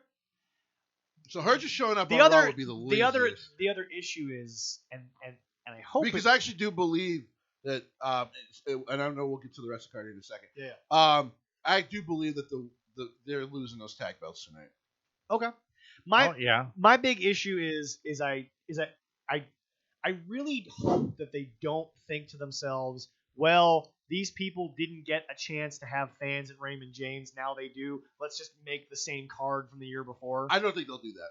I'm hoping that No, they do. it would be lazy to ever win that. Now, it doesn't sound like there's any plans to bring back. Brock. Now, No, Bianca's interesting because of the way Bianca has been looking. And by the way, folks, if anyone out there thinks that Otis helped her lift at all, that woman is a goddamn freak. She's a 3-time All-American at Tennessee. In the SEC conference. She's an athletic freak. People. Like folks, if anyone was like, Otis is just insane, I'm like, she didn't blink an eye. No. She didn't bat a. There was not a moment where Bianca was like, this is unfair. She's just like, all right, Otis, let's go. I mean, she didn't give a damn. So get on board, let's go. So now I want to kind of discuss something. Were you here when we talked about WrestleMania going to 2 nights, Jesse? That wasn't last week, was it? Was it last week that we did that? No, I think it was before that. It might have been 2. So Jesse, best decision they made. I can tell you that. Okay, no, that was my question. As a guy who loves Wrestle Kingdom and has actually seen Wrestle Kingdom evolve to a 2-night event. And by the way, both nights feel special. Yes. Do you think that as long as they don't just create, okay, one night is Raw, one night is SmackDown, or all the championships are on Sunday, all the feuds are on Saturday, do you think as long as the cards are mixed correctly, do you think this is the best decision to make a WrestleMania weekend truly a weekend? So when they announced this, and I'm being honest with both of you, I said, Vince, you took 3 years to do this. This is 3 years late. Here's why. Help out your undercard, your NXT brand too. Get rid of their damn takeover the night before. It's also been 8 hours over the last 3 years. So like where it's just become so long. So now you take away the whole takeover thing before this massive ass 10-hour card on Sunday, which is hard to sit through at times because not all the matches. I agree. But does it go against what AJ said in that everyone gets a WrestleMania match? Or do you think that, because you and I have discussed this in depth, do you think that WrestleMania, despite being the pinnacle of this business, because everyone wants a WrestleMania moment, I don't care who you are, Okada would love one WrestleMania moment. They usually travel to whatever city WrestleMania is in to watch it. Exactly. Now, okay, so Leroy and I talked about this, but do you think that WrestleMania needs to be looked at more by the fans in the sense of it is just another pay-per-view that is continuing the ongoing stories that are already on the TV? It should be both the stories, but it should also be a spectacle. Fair. So when I heard the announcement, I'm like, I love it. The next thing they need to do, add the NXT to the 2 nights too. You want to know why? Because now that bill, because you want to really, you really want to like spit. Now here, let me finish the point. You know, Vince is a guy. While he likes competition, he is the guy that likes to like, I am still king of this mountain. Yeah. You really want to stamp it? Have NXT on there. Okay. Because now you've got 3 nights that you're getting NXT, SmackDown, and Raw, all your best for like at least 3 to 4 hours, and now everyone watching like it's a weekend of like, dude, can you believe that Saturday card? Dude, can you believe that Sunday card? Now, here's my thing. I also think it gives you an opportunity to not devalue either world title. Yes. Whichever story has the most heat, put it on the Sunday card. Yes. But now, instead of thinking to yourself, okay, we put Edge at the beginning with Del Rio because obviously we didn't know how long Edge could go. Yeah. Okay, we've built up the Universal title, but what do we do with the WWE title? Now you don't have to have that question. You literally just say, okay, your story is the most feudish. Yeah. We'll put you on Sunday. But now it also forces the 4 guys involved, the 2 people in the WWE title match and the 2 people in the Universal title match. Okay, which twosome wants that Sunday slot? Yeah. Who wants it more? But now you give each one their night, so now they don't get devalued by the other one. Because I feel like, and in my opinion, clearly Roman would be the Sunday card one right now, because I think that is just that is the pinnacle right now. That's nothing against Drew. No, not at all. No. Drew's been great. Yeah. But it's just, I look at that and I say to myself, Drew can finish a night. He can have a moment. I don't have to throw him in the middle of a card that doesn't make any sense. Or I don't have to wear the crowd out so that Drew doesn't get what he deserved in the first place. You get it's just, to me. Or I've also said, hell, it also helps the women's divisions. Yes. Say you're building a really hot feud with the SmackDown Women's Championship, or hell, let's just say, like I just said, the NXT Women's Championship, and you go like, listen, because I know ESPN is mad at them right now because of the deal with Universal. ESPN will get over it. When you offer someone $1 billion, ESPN, unless you were willing to offer similar, you lose. Get over it. And to be honest, when there's a B involved, you lose. ESPN, be honest, if Disney decided to buy the company, you have no damn choice anyway but to go with Disney says. So, because that's still in the making, maybe. So, say if it's the NXT title, and now you can, women's championship, because they're fair, and to give WWE a lot of credit, in the last 6 years, they've been great with their women's division. They have. They have not dropped the ball at all. And Raw has been lacking, but it is what it is. Now you can go like, you know what? We're going to put these two women from NXT on the ESPN, the Fox Sports networks to promote this match, because they're going to end Saturday's show as the main event. That's beautiful. That's like, to me, I'm like, this is 3 years too late. He should have did this to make WrestleMania 2 nights. I'm ecstatic about this decision. But you know what the fun part is? And Stephanie McMahon has come out with a statement, and just a couple days ago, talking about they really want to put WrestleMania back to just one night. Yeah. After they've made this decision. Hold on. Hear me out. I'm okay with that, but I'm also okay with 2 nights. Here's the thing, though. If they want it to go back to one night, your cap is 4 hours. Yeah. They have to do that. Or five at the max. You can only have 5 hours of TV max. But if you're going to say every big feud has to end at Mania, you got to do 2 days. Yeah. I'm sorry, you just do. And here's the thing. I don't think. By the way, there's more money in WrestleMania via 2 nights as well. Same. I agree. Because WWE doesn't do a lot of Saturday pay-per-views. No, but now, Jesse, quick question. How long has Wrestle Kingdom been a 2-night pay-per-view? A couple of years. Couple of years now? Since, I want to say 17 or 18, someone can look that up. Has Wrestle Kingdom lost any of its fire? It's one of the best shows you get in early January. Okay. It's 2 of the best shows you get in early January. Like you literally look forward to the card of both nights of Wrestle Kingdom. I got a big question now. If Ibushi combines the belts, does that hurt the 2-night platform? No. And here's why it doesn't. Now they can finally do more with all these other damn titles that they have. True. And now because usually the first night of Wrestle Kingdom is the shortest night. Right. Usually it's only like 2.5-3 hours. But the second night's about 4 It's or a 5. basic WWE television show. Yeah. Not that the matches aren't quality. Oh, they're incredible usually. Yeah. But so him combining the titles would now make the second night even more important. But now they can expand on that first night even more with the other stuff that they got going on. Using the U.S. title like they really, really want to use it. And things of that nature. Now, in my opinion, I think that if WrestleMania is 2 nights and it's 4 hours, I think, like you said, and by the way, folks, we've already proven, because people are still watching the debacle that is Raw these days, you're going to watch. You're going to watch. You're going to get Saturday and Sunday night off. You're going to make sure that you ain't got nothing going on. Folks, it is WrestleMania. You're going to watch. Plus, he does, because they do it in April.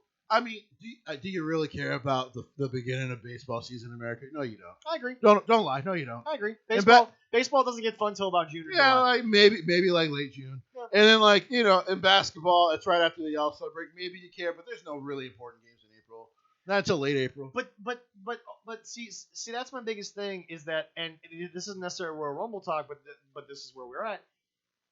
If it's 2 nights, I think you can get back some of that storytelling loss that you have. Yes. Because you can have 2 people say, we're going to Mania. But then you have management just build the card, and they don't have to complain, oh, I want the Sunday card, I want the Saturday. They can just sit there and say, we're going to settle this at WrestleMania. Then management builds the card, and then you just have people build their night. Yeah. So, Yeah. and then you place it in the card where it deserves to be placed. and again, I don't want a card that is one night we see the SmackDown matches, one night we see the Raw matches. I don't want that. And that's not what you're getting this year either. No. The only two things that are guaranteed. Well, okay, first of all, we all know the Raw and SmackDown tag titles will have to be on separate nights. Yeah. We already know that, whatever. Yeah, yeah. Once again, I feel like with 2 nights, you basically just say to yourself, okay, we got 2 world titles, we got 2 tag titles. 2 women's championships. 2 women's championships. Pick the better feud, goes on Sunday, in my opinion. Yep. But I think that the United States title, in my opinion, should always be on Saturday, and the Intercontinental should always be on Sunday. Yes. That's just how I feel. That's just what I think. If it switches, I'm not going to bitch. To me, it just depends on the story. Yeah. And then the non-title stories, the better one goes on Sunday. However, you are going to have to pick a middle card feud that is great, but needs to go on Saturday. And Vince likes to do either the throwback or the celebrity thing. Now you can hey, we're going to throw the celebrity on Saturday. You know why? Because now we're going to get more people to watch their Saturday night. Yep. It's smart business, and it's just funny that you mentioned that Stephanie mentioned that. Like, Stephanie, this is why she's never been mentioned and taking over for her father. She's a great businesswoman, but her thoughts sometimes on promotion, I'm like, what the hell are you talking about? But again, if she's willing to put it back to 4 hours, I'm okay. I'm perfectly fine. I think even her husband would disagree with her that 2 Well, nights they is just better. threw that statement out. I mean, and I checked the Wrestle Kingdom, the last 2 this year and the year before have been 2 days. Yes. Before that, it was just one. Just one night. Yeah. But no. But even those are only at max 5 hours. We're gonna bring you back on for that WrestleMania preview show. I'm almost thinking we might actually just say, hey, it's gonna be a minimum of a 3-hour show. We're gonna preview everything. Well, we have pre-show. It's like we have one on. Here's my thing. Sunday before to preview Saturday, Jesse, and then Jesse, the one Sunday to preview Sunday. Something like that. Going back to what Leroy and I said, because I know I said this. If it's 2 nights, no more pre-show. Or at least no more pre-show matches. Well, no pre-show matches. You have 2 nights. You can give everybody a real WrestleMania match. Yep. You can. Yes, you definitely. Can just do backstage for like half an hour before, Yeah. and that allows you to get the late promos in and be done with it. Yeah. No. So anyway, I think that's great. This might seem weird to do it, but ladies and gentlemen, Leroy, you have the Dusty Classic results for us. We're going to end the show. I think would be a good time to end it, figuring out where the Dusty Rhodes Classic is at. It's been great this year. Both have been amazing. They are great tag teams. I like that the Grizzled Young Veterans have been able to move one division or one They are farther. They are in the semifinals along with MSK for the men's. They're just waiting for. I hated that MSK and Killian Dane were in the first round with each other, obviously with Drake Maverick. That was in the second round. I didn't want to see that matchup till maybe the semis. Yeah. I wanted both those teams to get victories in the quarters. Yeah, that's just me. Yeah. They Grizzled Young Veterans. They gotta wait for. Fantastic. No one can say they made the wrong decision going to NXT because they have not been buried. They've looked great. They've been allowed to be themselves. MSK has been fabulous since they showed up. It's just, to me, it's always a damn shame when I see now all these great tag teams going to NXT because I'm like, that's probably where they'll end up wanting to stay until their contract is up. But here's the thing. Vince doesn't really care about tag team wrestling. Well, but here's the thing about the Rascals was that, I feel like they had already outgrown the Indies. Oh yeah. I think the Rascals had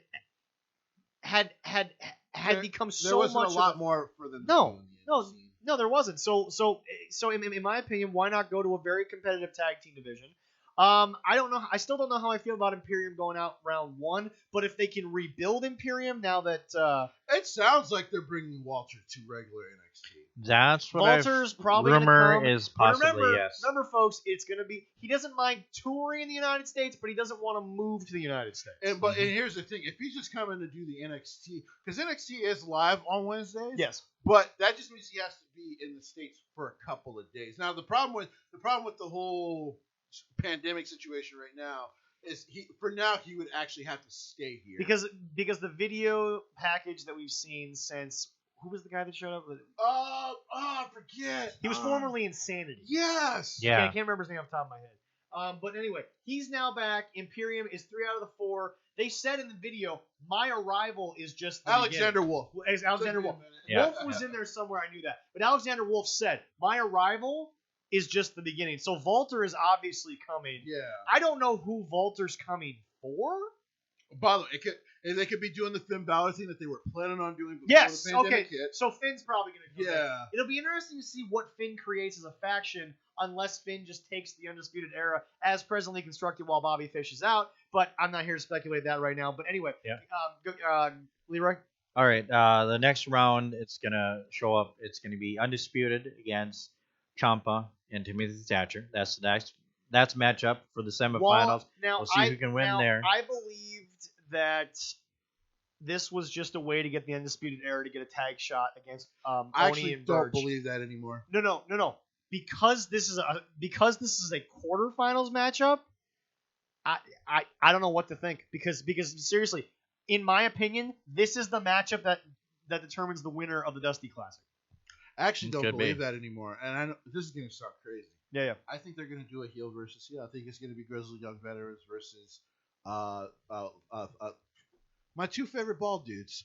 I don't know why I can't remember the name. The NXT Tag Champions right now. Here's why I say this. I think they're going to cost Oni- Undisputed this. Yeah, Oni Loken and Danny Burch. Yeah. I think they're going to cost Undisputed this match. Okay. And Undisputed is going to cost them the tag titles against the Grizzled Young Veterans. I can see that.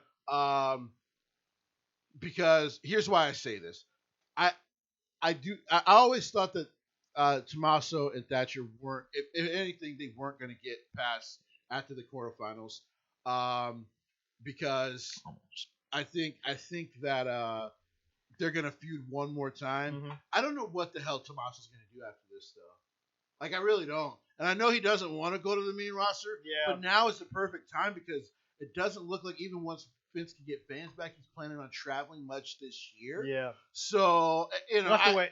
Yeah, we'll have to wait and see. What else you got, Leroy? Yeah, then the other match that's going to happen on this one is going to be Lucha House Party against Legado del Fantasma. I think they've LDF been pushing. is losing. They've been pushing House Party. Yes, they have. I think LDF is actually losing. They're seeing value in especially Grand Metal League.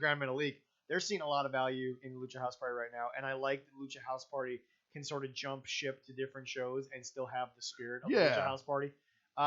Anyway, last matchup That's it. Okay, so that's it for going to be quarters, right? semifinals. Okay. In the women's, what do we got? We have, and this is the semifinals. We got The Way against Ember Moon and Shotzi Blackheart. The fact that the female Way won makes Johnny's gimmick so much better because it gives Johnny the ability to complain and it gives Candice the ability to be the mother of the family who has to keep her emotions in check because the dad can't. This is great that the female Way won. Yeah. And honestly, if the female Way went all the way, I think it would just make Johnny that much more insufferable. Oh, for sure.